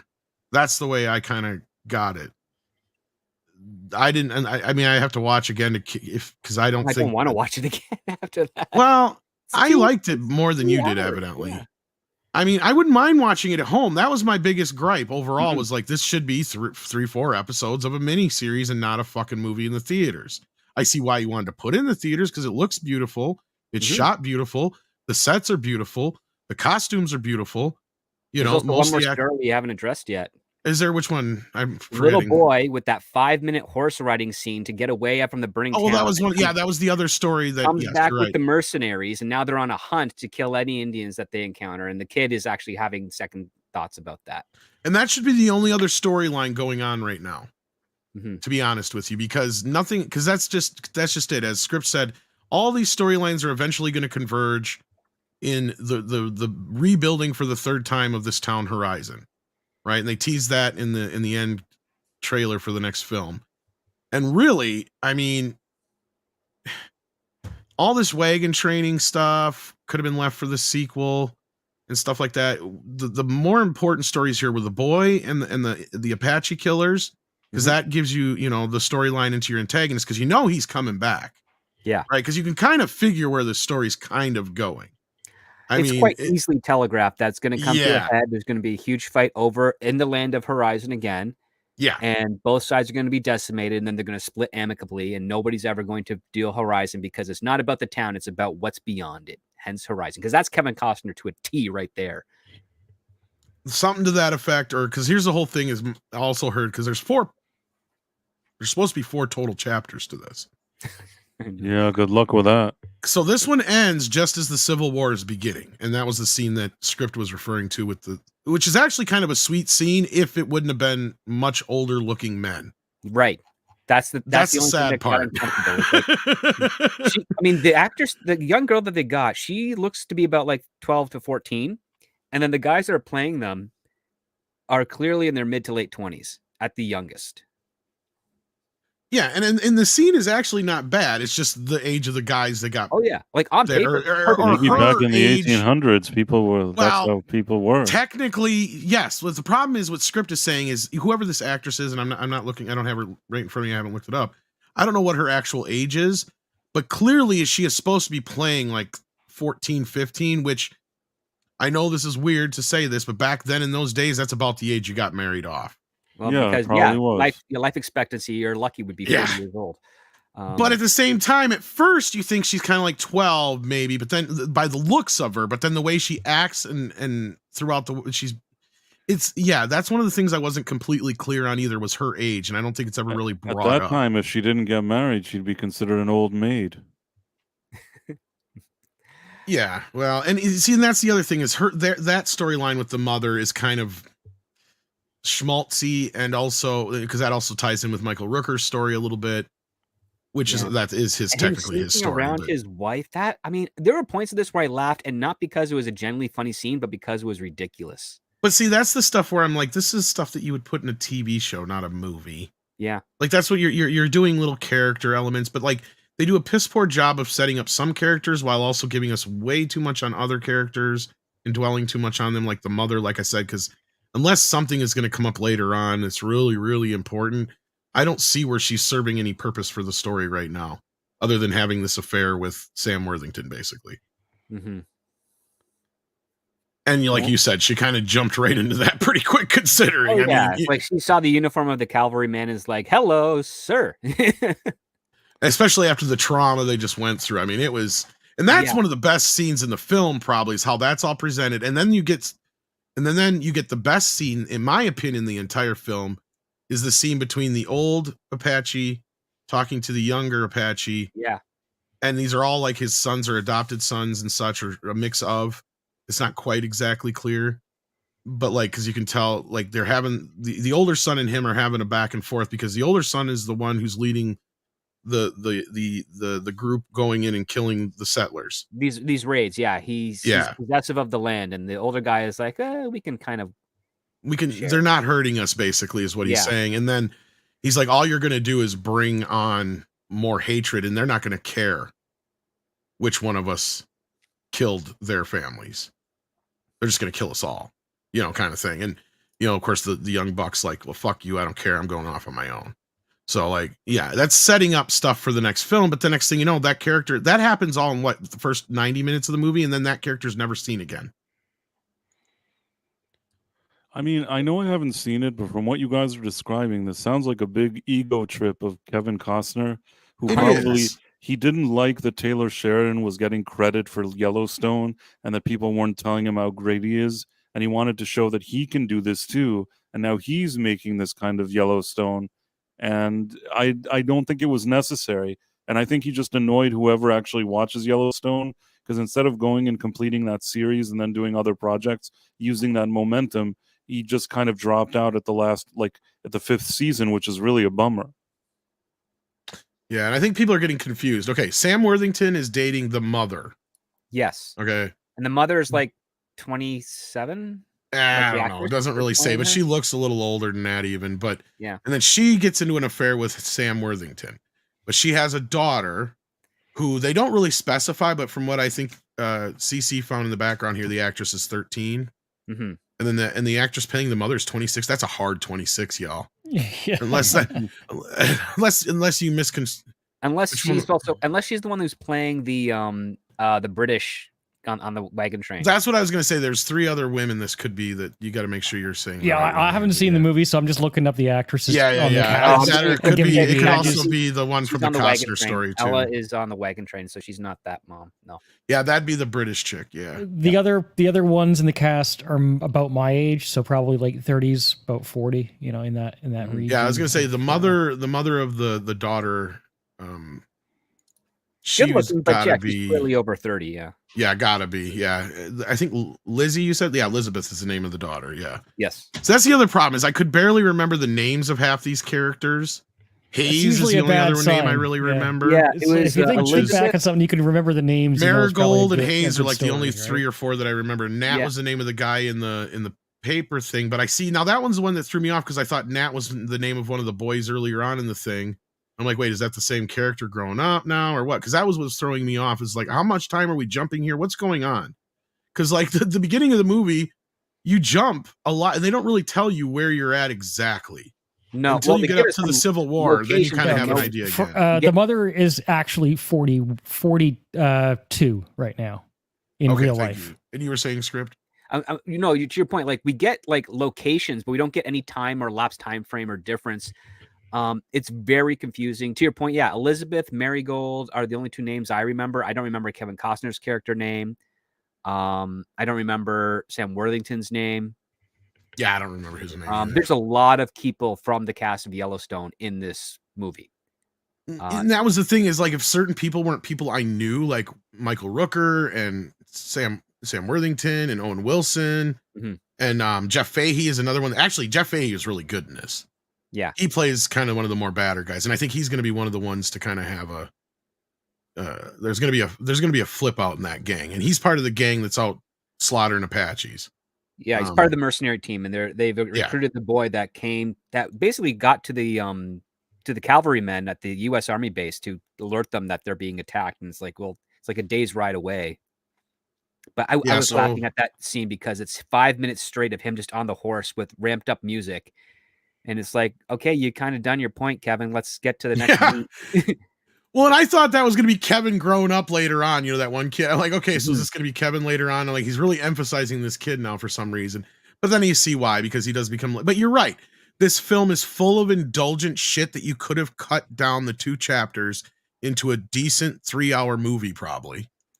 And then did your, Hateful Eight version of it on Netflix or whatever. I mean, I would go so far as cut it down to 2 90-minute parts or 2 2-hour parts. Just don't do 2 hours and 50 odd minutes of a film because chronologically speaking, during screens and hours in the day, you will never make. Did I say Owen or did I say Luke? It's Luke Wilson. Luke Wilson is in there. Owen Wilson, I think, is looking at. No, wait, not Owen Wilson. Luke Wilson is a better fit. Owen Wilson is always kind of goofy. Yeah, because he has that broken nose he refuses to fitch. Yeah, it's Luke. It's Luke. I just want to hear Owen Wilson say "wow" in a Western. Wow! Look at that horse! Wow! Well, we can go watch. That would have made Horizon amazing is if Owen Wilson and Jackie Chan were just strolling by in the background. Like, I think we're lost. No, we're not lost. and then Danny Houston's in it too. And you know what I realized about him is he's slowly becoming his dad. Yeah. Yeah, he sounds just like his dad now. It's like, Oh man. Yeah, well, he did, I think, 2 seasons on Yellowstone. So I mean, again, there's a lot of the cast from Horizon I think was pilfered from Yellowstone to work on this movie. And that's what I think mean. that's It almost probably what feels like a happened. Yellowstone thing. It's like, what is this? Like, and see that I got to ask you this, Script. Is there something that like could it possibly be that there's a contract out there that he can't do any other streaming series or other series? Is that why he's doing this as a film instead of a series? Because I would imagine that Warner Brothers would have gladly given him the money to make this as a series on Probably. HBO Max. He probably made a prestige ton of series. money, and they said you can't do a competing Western series. Yeah, there's a non-compete clause in there with regards to Yellowstone. Or with regards to genres, there's usually non-compete clauses. They're not necessarily with regards to, you can't just do one studio film to another. You can actually get away with. No. I think it just has to do with the fact that it be like, because here's my point.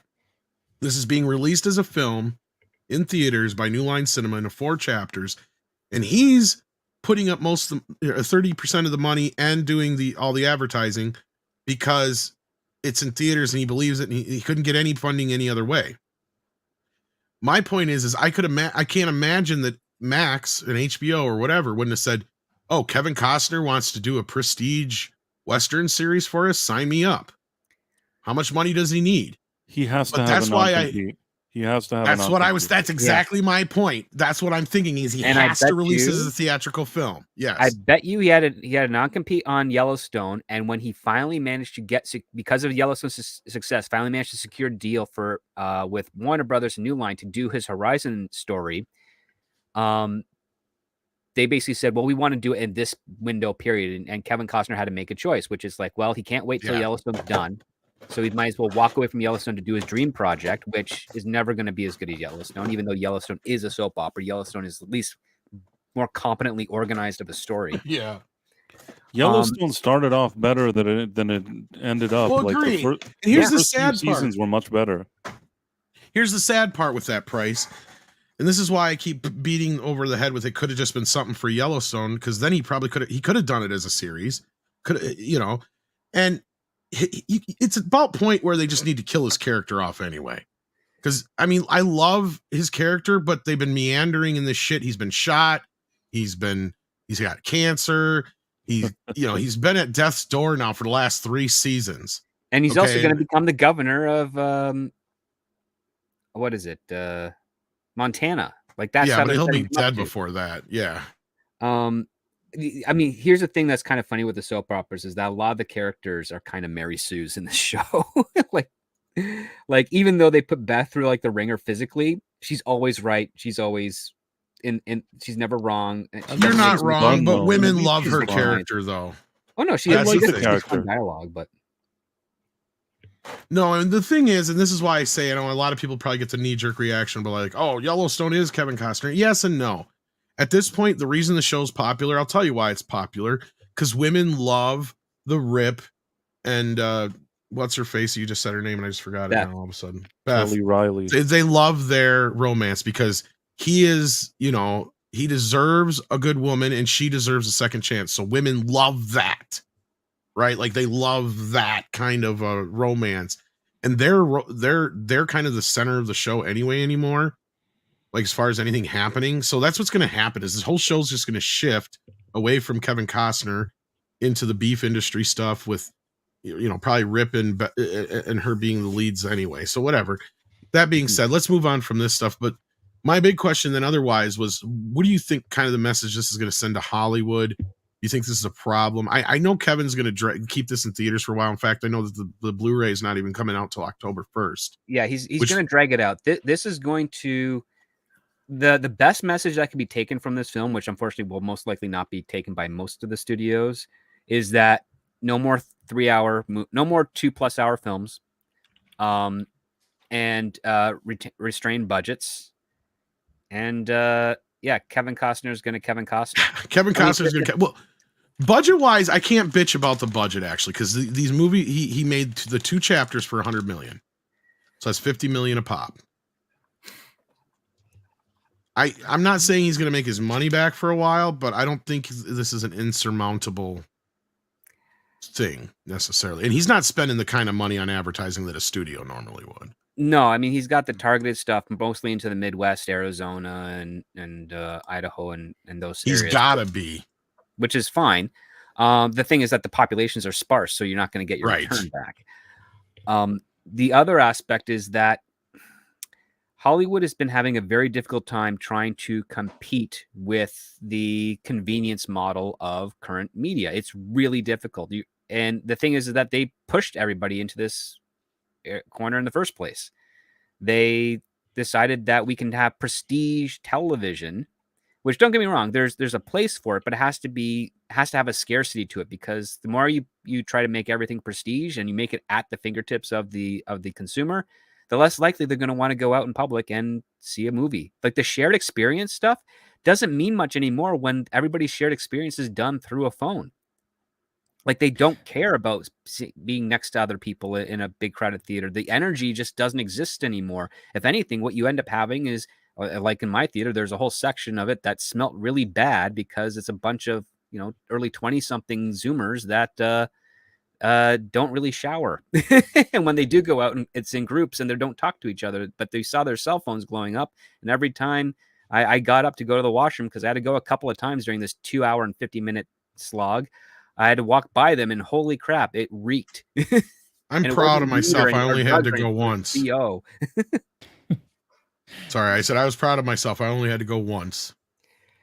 So if Costner funded this himself, does he have, how much is he sharing the profits? Or is this like... Well, my understanding is he did 30% of the funding. Yeah, but so that 30% got him a tax credit, and that's basically how it works out. So he just breaks even on that. And he paid for the advertising, so I'm not sure how that'll work out for him. But again, I don't even know how much he spent, but I guarantee you it's nowhere close to what the big studios spend on the normal advertising. So, because I'd love to see how this plays out 6 or 12 months from now. If he's going to follow as long of a theater presence as he can, and then he's going to try and get some physical sales and maybe try and strike a deal with the streamers. And in the movies were only 100 million to begin with, which I say only 100. Well, that might be part of HBO's buy-in, is that they're going to get the streaming rights to it. I don't know. So, because it's a New Line picture, but that's basically Warner Brothers. It would be fascinating if this actually turns out to be profitable somehow in the long run. Maybe it takes a couple of years to get there, right? But it would be like I said, the thing that's in its favor is you're releasing it in 2 parts. Sure, it's $100 million for those 2 parts, but if you split that up as a $50 million movie each, it's got potential, right? It's not like potential, it's not like some of these other things that the only thing I can't understand is if you put the movie out October 1st on video, they usually do that a month after the video on demand. So that goes back to what? Okay, so actually that would work out pretty close then, because it'd be... So he'd do a Labor Day release. Yeah, I was going to say, it would be really close to or right around the same time as Chapter 2, actually.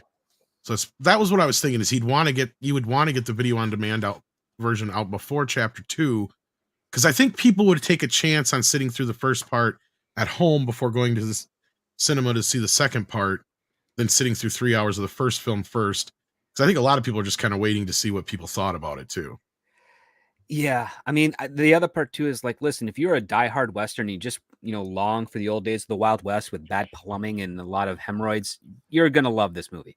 But if you want something that's really engaging with some really good like pacing and a simple story with complex characters, because these are complex characters in a complex story, which means that a lot of audiences are going to be confused. And I've seen not enough of the reviews to know that a lot of audiences were very confused. It's going to struggle. I mean, it would be lucky if they were able to get 50 million per picture at the box office. Yeah, that's a good point. But I know we got to lose price here, unfortunately. Any final thoughts on this price before you head out on us? I think that Kevin Costner should have just accepted that he was popular on this show, that he became relevant, and let Taylor Sheridan do whatever he does and stop just being such an egomaniac. Because at the end, he's going to lose money. And you know what? Just as somebody that watched that Yellowstone show, I'm annoyed by the fact that for the last 8 episodes of the final season, he's not going to be there because he had to go around and do this to show Taylor Sheridan that he could also do a Western. That's me. All right. Well, check out Price's channels. He's got a couple of them. And you got anything coming up tonight, later on tonight? I know you usually do your night streams. Yeah, 11:45 p.m. Eastern. There's the Night Owl, and there'll be a few guests there. And you're all welcome to watch it. Hopefully, maybe some of you will come after Nick Weiser's Toxic Tuesdays. Yeah. Which will be huge. Oh, it will be. Celebrate diabolical. our You'll send it all Independence your Day. way. All right. I'm sorry I have to run early today, but I'll see you guys on Thursday. No worries. Take care, brother. Cool. Have a good Thank one. you. Here, bud. Bye. And then there was the Four Horsemen. Indeed. So, as we brought up, we're going to be watching Independence Day or talking about Independence Day on Toxic Toxic Tuesday. Yes, yep. I'm excited. I mean, it's only one of the most pro-American movies ever, while simultaneously being a sci-fi movie, while also being a Will Smith and Jeff Goldblum flick. It's one of those movies that bees a lot of things and somehow succeeds. It's a disaster movie, and it's at its heart. Yeah. though. That's what it another really thing is. too. It's a disaster movie too. That's what it reminds me really of is, Trouble but in yeah. Little China. It's a lot of genres, and then somehow it works. It's got one of Bill Pullman's best performances too. Oh, yes. yeah. Oh, And then they made a I mean, everything sequel. around it as well. Like just And then they made a sequel. yeah. I never saw it to this day, so my heart is still left unstained from that debauchery. So I remain safe. I knew. I remember. Here's the thing. I remember them talking about a sequel way back in the day. Yeah. Oh, and yeah. I remember thinking, okay, I don't know if Actually, I'm they had a for it, trilogy but planned. okay. Yeah, I remember. God, as far Then back as the Godzilla early happened. 2000s, early 2000s, they're talking about. And I was thinking, okay, well, if you're gonna do that, okay, I guess. But then all of a sudden, 2016 came, and I'm just like, yeah, I think we're way too late for this. There's some things you could pull off a long time away from making something, but this is not one of them. no, I mean there was What a the big hell was mistake. that? Oh, something on my phone just activated. I don't know. I Oh, think okay. I just said something like, "Oh, something here, breasts." What the I hell? thought it said And I looked down, my phone self-destruct just started immediately. playing something. I'm like, what? At least I know my mic's picking up some good sound. No, you're to your point, Nick. Yeah, they waited way too long, and they actually had no idea what to do with the next part of the story. Like that's basically it, because it's like, oh yeah, we defeated the aliens. Does this mean the world is united? You know. Well, they were also faced with the problem that it's been 20 years or 25 years or whatever since the last. And what, they're going to show up again on Independence Day? Well, not just that we're living in a world that has had now lived with the idea and having the aftermath of an alien attack, right? Mhm. So, like, that's the challenge now is, unfortunately, if you'd have done a sequel 2-3 years after the first film, it's a little easier to pick up with, okay, Earth is still half-ass decimated. Of course they're going to come attack us when we're at our lowest. Yeah, right? that Like, would make more sense. That makes more sense. And then, because they set up this deal, the problem with the second film is it feels a lot like a J.J. Abrams movie. Because everything has to be bigger and more bombastic. Because the Earth is at this point where it's a completely alternate Earth, obviously, which there's certain story elements and ideas in it that I didn't hate, but you're also coming to this point where you're really just, you're so far removed from the mothership, for lack of a better term, that you've had to up the ante so fucking high, and you've been living with this technology and these other things for the last 3 decades or 2 decades, that you have to make that part of the story now, as opposed to where if you just said it or actually done it closer to the original film, it's a little easier to kind of repeat that similar like formula. But really, Independence Day only would have worked as like 2 movies probably initially anyway. I don't know if you could have squeezed a third film out of it. I was really insulted that they wheeled out Robert Loggia when he's really not doing well to just have a cameo in that movie. Yeah, because otherwise it was horrible, in my opinion. Yeah, didn't he die like not too long after shooting that? He died like days after he did that scene. I was gonna say he probably died on the set and they just didn't tell us. God, I hope not. And honestly, it didn't help that Will Smith wasn't in it. I mean, he did himself a Definitely does not favor, but at help. the But same that was time, one of the movies that solidified him as a major action star. Granted, I know if it he'd came have been out part of the after movie, I think Bad it would have Boys, helped. but still, Yeah. it He definitely rejected it added to because his he didn't like the resume premise. big time. He heard the premise and he said, "No, I don't want to be a part of that." And they never came back to him with like a better option. So then they just wrote him off the. I thought he decided to do Suicide Squad instead. No, he ended up doing Suicide Squad because they couldn't come up with a better take for his character on Well, it. I believe you because you were probably around it at the time, so you probably would know better than Oh, us. I remember hearing the gossip, and I remember hearing that the reason he took Suicide Squad was because his wife Jada Pinkett said, "Get in on these superhero movies; they're big." And yeah, well, to me, I mean, on paper, it would be the smarter choice at that time. I totally agree with him. That's what I'm saying. Yeah. So you want me to be some sort of superhero movie? Connor Dorian says prediction for Yellowstone: Jamie will be responsible for Governor John Dutton's death. If they decide to kill him off, I don't know if they're going to do that. I think they're gonna, because what else are they gonna do? They can't recast him.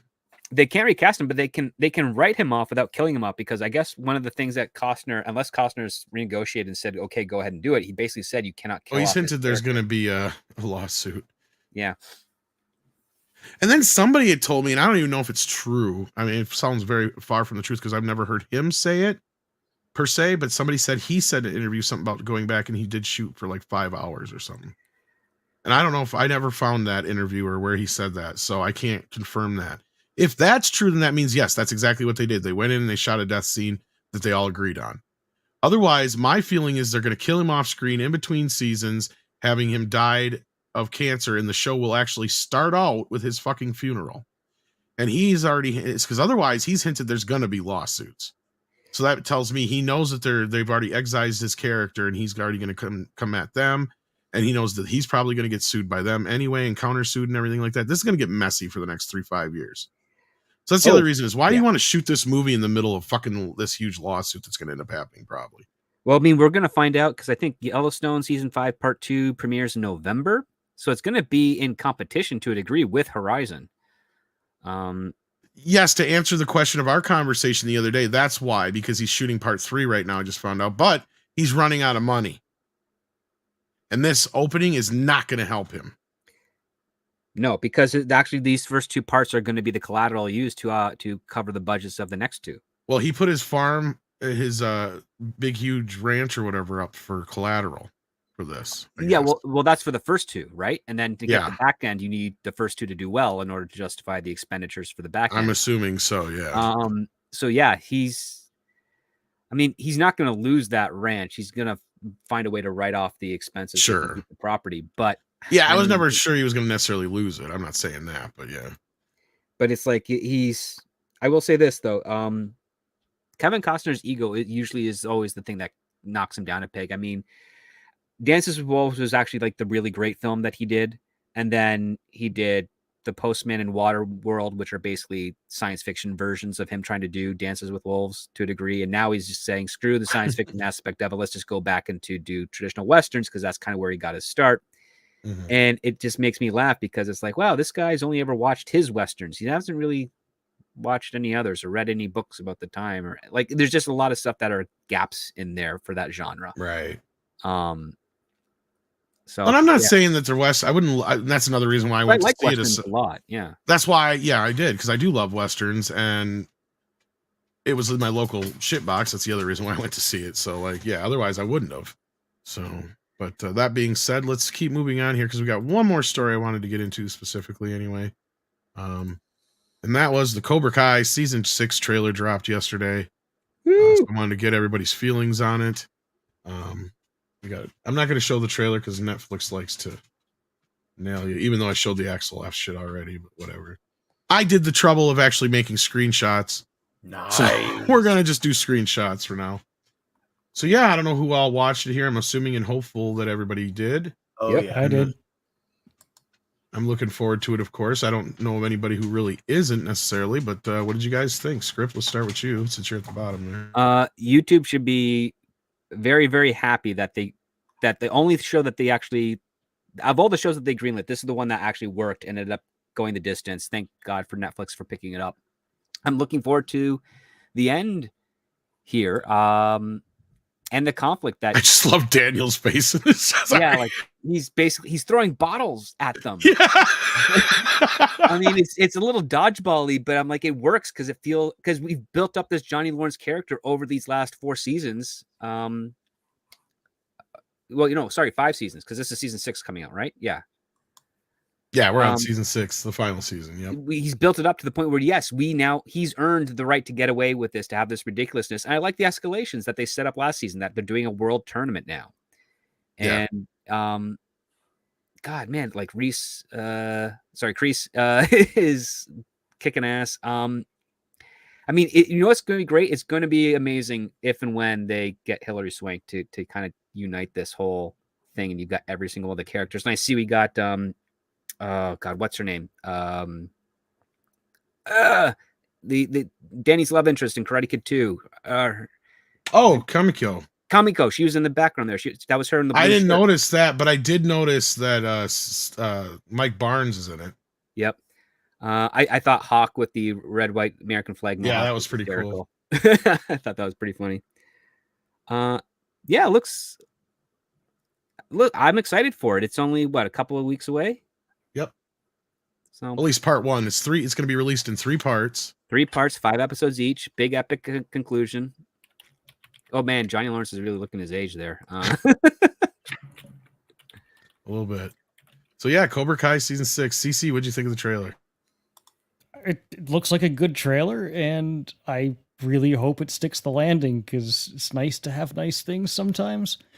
It's nice to have a show that sticks the landing, is complete, it's great from start to finish, and then you can come back and keep watching it, and I'm rooting for it. So all right, yeah, nothing more than that, I guess. Nick. All right, so yeah, I loved the trailer, loved what I saw.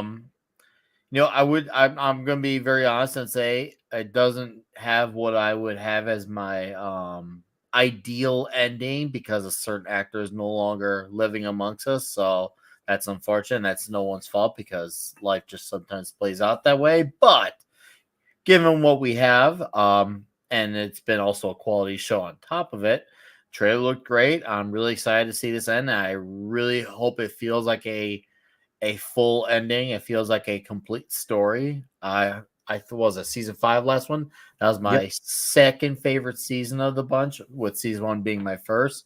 I hope to see a lot of arcs completed, and I hope it doesn't feel like a show that just setting up other shows and it doesn't really finish. Now, if it sets up other stuff, whatever, maybe great, maybe bad, I don't know. But I just hope that it does feel like there's a sense of finality to it all. So yeah, I can't wait to watch this. I will be absolutely antsy to talk about this one with you, Tom, and the other dudes until when this one hits. And then we got the little tease of Miyagi stuff in there. Is that setting up the Miyagi prequel? That makes me curious. And I love how they've been able to integrate Miyagi into the series throughout the seasons. It's been brilliant so far. So hopefully this doesn't let down. I haven't been let down yet. I think it's even awesomer that I don't even know if awesomer is a word. I think it's even more awesome that we're getting 5 extra episodes basically out of this season. So we get a nice round out. And I guess it's supposed to somewhat lead up to that movie. We'll see how that works, but yeah. Oh, I can't wait to see how this goes. And once again, just please stick the landing. I don't think that they're gonna blow it. I mean, usually, like, unlike from an observational view from afar, it seemed like for the Game of Thrones fans, it seems like the tragic ending was kind of building up to a tragic ending, because a lot of fans are saying that the last few seasons weren't as good. At least with Cobra Kai's last season, most people seem to enjoy it. If I'm wrong, correct me on that. But it feels like seasons 2 and 3 and 4 kind of repeated a lot of the same story beats over and over again, and then season 5 really changed it up. And I agree. think that's what they desperately needed. I agree strongly, and maybe that could be why I rank it so high in my rankings of it. I really want the show to be the one. I want to be like, this is gonna be one of the shows I'm gonna go back to and show my kids and talk about Sorry. the generation. No, you're good. Pat Manuel says, Miyagi is secret. The message reveals my real name is Arnold. You sold a hamburger, please. That'd be brilliant. Well, no, I mean, and I know a lot of people are bringing up Hillary. We don't know for sure if Hillary Swank's going to be there, but it would almost make sense at this point. You have to. Yeah, I hope. My prediction is that they will need her to help balance things out between the kids, because that's where she was a little bit different student than Daniel was, and I brought that point up many times before. She's So we'll a good have to see. midpoint between Johnny Lawrence and Daniel LaRusso. So, listen, they're definitely keeping her. If she is in, they're doing a very good job of keeping it a secret, because they know people will lose their crap over. Because even though with the Karate Kid, the next Karate Kid was not a well-revered movie, the fact of the matter that they built this all up and they've connected all of these other characters and supporting characters from that trilogy in so brilliantly, it's like you got to give the audience that. You got to get that. And Hillary Swank has already publicly said she'd love to come back for Cobra Kai. So. Well, they even brought back What's-Her-Face from part 3 even at this point. Yeah, it's like the cousin of his wife. Like, that's great. He's like, you gotta at this point. It's like she's like the only person left really at this point who's like not been brought back into even her the and Michael Ironside and was Walton brought Goggins. back. Michael Ironside and them guys, but and of course what's his face? I just forgot his name. Walton Goggins and stuff. But I doubt we'll see any of them, but so. Yeah. But no, I'm excited. I can't wait. A lot to look forward to. Not necessarily in the cinemas per se outside of Deadpool, but we do have some things to look forward to on television besides Beverly Hills Cop. Tonight we have Cobra Kai before too long. Goddess of Whim is in the house and asks, have we seen the Hellboy trailer? Holy crap, it looks awful and cheap. Well, I discussed it a little bit on the morning show yesterday, and I'm pretty much convinced that this is a rights retainer at this point, but you guys haven't discussed it yet. So what'd you guys think? Nick, as you're a comic book guy, what'd you think of rights retainer Crooked I only Man? saw it once. I gotta watch it again, but I just kind of thought it was just kind of didn't really hate it as much as I do, and maybe that's because my expectations were already by default brought down by seeing a bunch of people complain about it, but it definitely didn't really sell me either. It was just a big But if you ever read Hellboy comics, you all should, because they're freaking excellent. And you can thank Pablo from the Midnight's Edge Espanol side for that, because I'm a late bloomer and he got me into doing that. And it's the only comic I've ever seen our boy Clubby ever change his mind on, where he initially didn't like something, gave it a second shot. I was like, hold up, this is actually really good. So yeah, I've never seen Clubby really have a major conversion on something until Hellboy. And boy, was he excited once he actually was like, hey, this is actually really good. So I think Deba may have been there for when that episode was. Like I said, I almost didn't believe my ears when that happened. I was like, whoa, Clubby enjoyed it? Whoa. It was like the Keanu Reeves being come to life of whoa. Yeah. So, CC? I saw your coverage on HCast, so that's my exposure to it. And I agree. It's the look of the Hellboy character is awkward. It's distracting. Whether that means it's gonna be a bad movie on its own, I don't know. I mean, again, just going by seeing the trailer via you guys over there, I'm gonna wait to judge, but it's not exactly selling me either. It doesn't look like Hellboy 2, for example. I mean, that just doesn't have that higher level of, say, cinematography. But I'll see. I'll see. And there goes Tom. That's probably why I was continuing to talk. I was like, "Where's Tom gonna interject on my Tom comment here?" ended the poll, so 75% keep his box. No, I think he got upset that they just wanted to squeeze him out of his own home. His box. But yeah, no, the casting of Hellboy himself is a little distracting. At the very least, horrible. I'd have to get over that, and then judge the movie on its merits beyond that point. I'm glad that they're trying to do a smaller film for Hellboy, because that's a smart thing to do. Because the Guillermo del Toro ones, the first one I really enjoyed. The second one was way too big for what they're trying to do, and I think that's but it's still damn good. it was still good, but it's like, oh man, you're doing way too much. Well, man. no, but this is a rights retainer at this point. This isn't even like the David Harbour movie where they were kind of trying, from my understanding. I haven't seen it yet, but even Andre kind of likes But that the one. David Harbour movie was only what 4 years ago.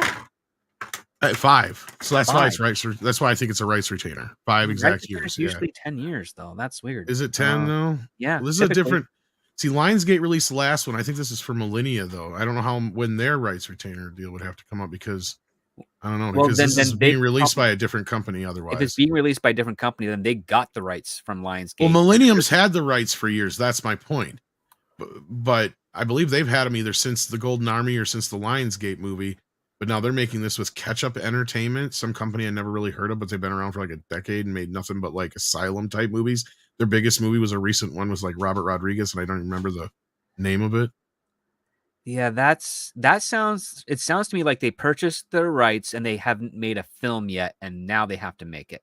Because once you make the film, you've got the rights again for 10 years, usually by default. That's the standard operating procedure of production. And that's just one of the things why when they rushed Man of Steel, they needed that because the Siegel family was launching a suit because of the delay, because they spent so long making the Superman Returns and they lapsed on their rights. But the Siegel family said, as long as you make this movie by this date, we won't sue.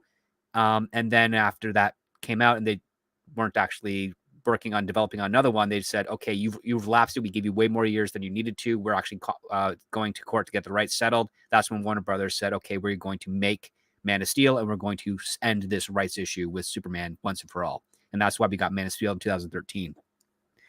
And that's why you're never going to have a rights issue again afterwards, because it's theirs. But yeah, this is weird. It looks like a cheap movie, but I think a low budget Hellboy is probably to its benefit. But the casting seems a little off, and it does have that asylum movie feel to it. Yes. I mean, listen. Well, as I said on Twitter, it's what happens when you order Hellboy from Temu.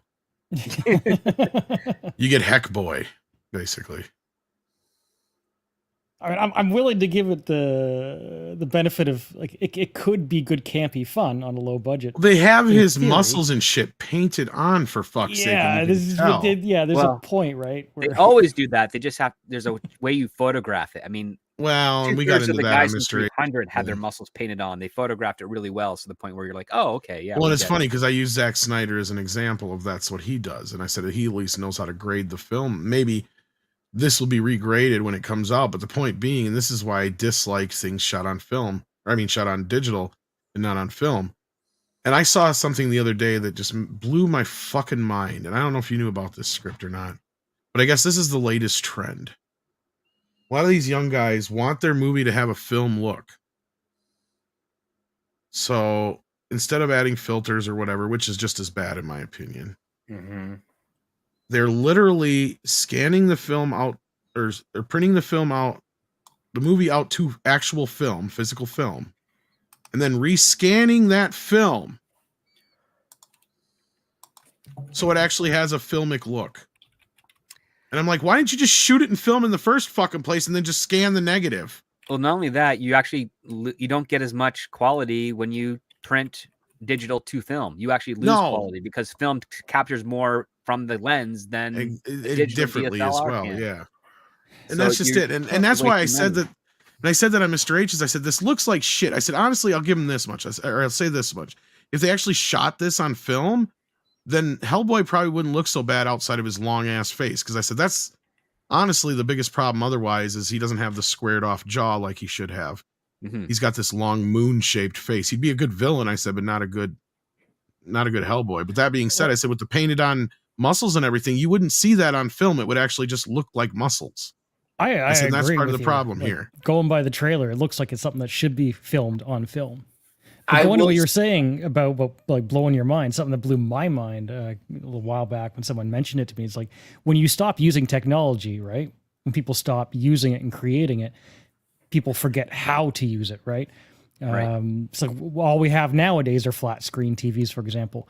You want to find somebody who knows how to build you or repair like one of the old, the tube television, yeah, like the old school TVs. Who even knows how those things work anymore? Because we've kind of lost the technology. If we the deeper we go into digital film, like, do these people even know how to film on film anymore? Well, and the Are bigger we gonna problem lose too. that? Yeah, you got a problem. You're right, CC. That's part of the problem. The other problem is they haven't quite figured out how to light it yet. Because see, film and digital, this is what we were talking about on Mr. H's, was they capture light completely differently.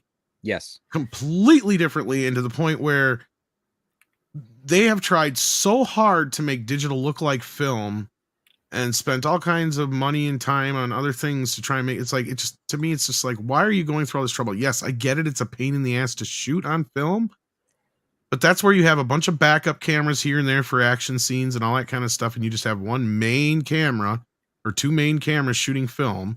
And then otherwise you rehearse the shit out of shit and just make sure that the shoot you get like 2 or 3 takes and that's it at most, right? There's ways around this where you can still keep it at a minimal cost, but just then make sure you get what you want out of it and have some safety. If you have to use the digital for a safety, fine, but at that point, once you get done with that, then you eliminate the physical part of it. You just scan it all into the computer at the highest res possible. And then that way you can manipulate and play with it all day long until you're blue in the fucking face. And guess what? It looks brilliant. It looks great. Because the last few movies that I've seen shot on film, that's basically what they did. Like the Nolan film Oppenheimer, 90% of that was shot on film and then scanned into the computer. And then there was a few digital shots and other things they had there and stuff that was shot with, like, I think the R reflex and a few other things here and there for minor bits. But that being said, it looks amazing. Wes Anderson's last movie, the I can't remember the name of it, but it's that town. Oh crap. Oh, it looks amazing. Asteroid City. Yeah. Yeah. It was shot on film. I don't know if he edited it on film, but I'm willing to bet that he didn't. I'm willing to bet he just scanned in his negative and did the editing and all that shit in post on digital, but it looks amazing. There was even that Hollywood movie. I always forget the name of it. Babylon, I think it is. Yeah. Shot on film. Same thing. Looks amazing. Shit movie from what I've seen, because I only watched like 5-10 minutes of it, but it looks amazing. Quentin Tarantino's last few movies, all shot on film, look amazing. Like that, you can still do it. There's just something about film you can't get with a digital camera. I don't understand what it is other than the lighting and how it captures light, and the roll off is completely different. Focal is different, resolution differences. And not only that, film doesn't have that sterile feeling that digital has. Yeah, I mean, maybe it would be a little bit of old man yells at cloud with how I keep beating the stick Maybe over here too, digital, but film is real, right? Film is actual light hitting a real physical thing. It's a genuine, like, literal reaction of something that exists. Digital is not a simulation of that. Actually. Yeah. Because it's scan lines. And like the thing is that you have something that it doesn't process images the same way that film cameras do. Now, luckily, I don't know a film school that doesn't teach how to properly light traditional film to this day. Like, they all have their DSLR stuff, but they also teach you how to do 33 millimeter, 70 millimeter, 16:8, all that type of stuff, because you have to get an eye for that so you can do your best to match it when you're working on digital. That's just the basic principles that they have. It's one of the few things that's actually keeping Kodak and Fuji still making film, even though it's in massively reduced quantities. And as a result of that, the prices have gone up extremely high, because, again, if you're not buying as much film, it costs more to make because you're not making as much at a time. So basically you're racking up your price on your production, which is why they went to DSLR, because it's cheaper. And the other part too is you can do longer takes. And there's a lot of auteurs out there in the indie scene that they want to do their oneers. They want their whole movie that's one shot. And you can't do that with film. You have to do that with digital. I understand, but and you know what? Like, for every decade, I always hear it's 10 years away from being equal to film. And I'm like, it's never going to be equal to film. You just can't do it. Unless you can find a way to manufacture film cheaper, you're going to have this split between digital and film's always going to look better. And the other part too is film is far more easier to manipulate with practical effects than with digital. Digital just doesn't like to match them up. it's a And it chase that shows you can the never win, flaws, right? You're too, trying to yeah. get to 100% when in theory you can only ever get to 99.99 infinity%. It's something you can never ever reach. Digital, like you'll keep trying to get to film, but the closest you can ever get is almost film, right? Yeah, We have George Lucas to blame for this. Thank you very much. pretty much. I mean, what it ended up doing is it made it easier to composite digital effects, but the problem being is that digital effects have been now abused. So to the point where when you're watching your set piece films, your actioneers, it's again 99% a digital effect and a guy with some dots on his face and maybe in a jumpsuit with a digital costume on in front of a digital screen acting against nothing. And and listen, that makes it very affordable for people just starting out, which is good to get get a feel for it. But you're losing that verisimilitude, the engagement, the getting lost into this new world that's being created before your eyes. It's just not there anymore. There's a happy in between, and it's not about rolling things back. It's about finding that balance. And until it becomes more affordable, guess what? Hollywood's going to keep on leaning towards the cheaper stuff because they want to maximize their profits in order to stay liquid. Yeah. There's nothing wrong with using modern technology. No. We don't have to go back to the 1930s here, but like no, exactly. Even compositing, it's still the same as if you scan the image in with whether you're running blue screen or whatever behind it, it's still going to work the same once you scan it in.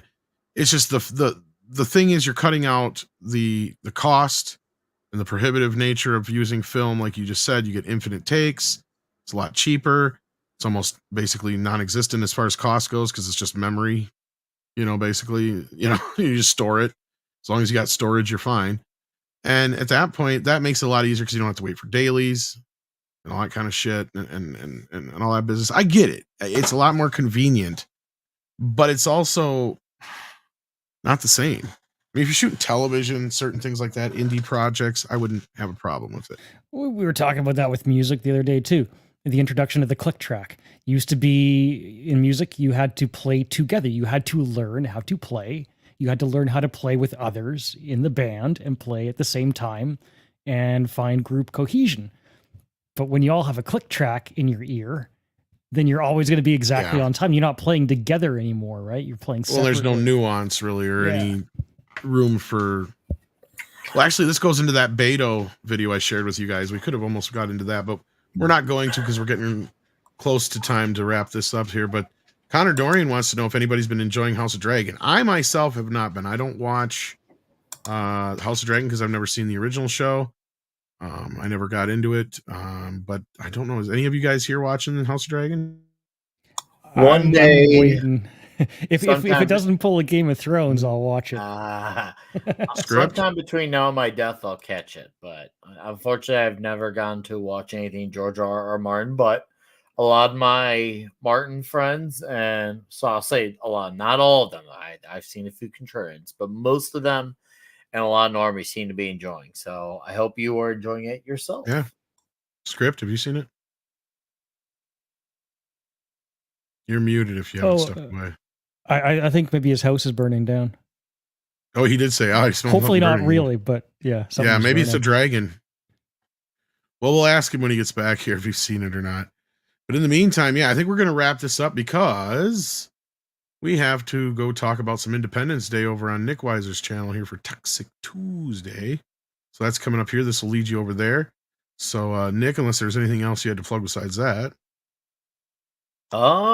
Just that's it tonight. That's gonna be our last one for 3-4 weeks. As per usual, we'll be taking our summer break, and then of course we'll be back for Western month. We're finally gonna go all in on the Westerns when we come back. So it's gonna be great, and it's gonna be diabolical. And of course, I'll be having my renamed comic show now called Kalabby's Comic Shop Friday nights. And of course, I'll see you guys here Thursday night. Thanks for having me, Tom. And I hope to see a lot of you in a half hour so we can get super patriotic. Damn right. So Script Doctor is back. So before you plug whatever you got, have you seen House of Dragon at all? Yeah, I've seen it. It's not So bad. yeah, I thought so. Connor wanted to know if any of us have been enjoying. Listen, if you're a fan of season 1, you should enjoy season 2. It's definitely got some a lot better writing that we see in some other streaming shows. So I mean, it's got the HBO standard. I think it meets it fairly well. I think if you're a diehard House of the Dragon novelist fan, you're probably going to have some issues with it because it doesn't quite stick to the adaptation exactly. But no, it's pretty entertaining. A little extra more graphic than I was expecting it to be at least on the sexual side of things. But yeah, it looks like it's going in a good direction so far. So congrats to Ryan Condal on his he's the showrunner of it for keeping things entertaining and within the tone of what made the original Game of Thrones series so great. Awesome sauce. Anything you got to plug? Yeah. So I've got my interview with Michael Davis on my YouTube channel. Go check that out. It's a great conversation about writing, his process, the stories he's had, the mistakes he's made, all those sorts of things. Yeah, stick on my Patreon because I will be reviewing, of course, Beverly Hills Cop Axel F, and also the screenplay that Sylvester Stallone rewrote of that Beverly Hills Cop back in '84. So be on the lookout for that. There are going to be some interesting content there.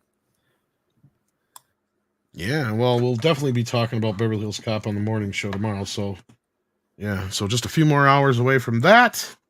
And CC, I know you're on the road, I believe, so no Okie this weekend, right? On the road in the next week, but I have to pack and I have to take the RV in for service and all that stuff. So Thursday I'm probably not here, and no karaoke on Friday, but I will be on Script Doctor's show on Saturday, I believe. Yes, we're going to do it live for the 4th of July episode. So you can catch me there. All right, sounds good. So with that, yes, Sadie, I know you think it's time to go out. She's going to try to go out, but I think it's still raining, so she hasn't been going out all night. You know what, Sadie? I don't believe you. That's right. I don't. I believe you have to go potty, but I don't believe you're going to go out. But with that, we're going to go now because she's telling me it's time to go. So take care of yourselves and each other. See you next time.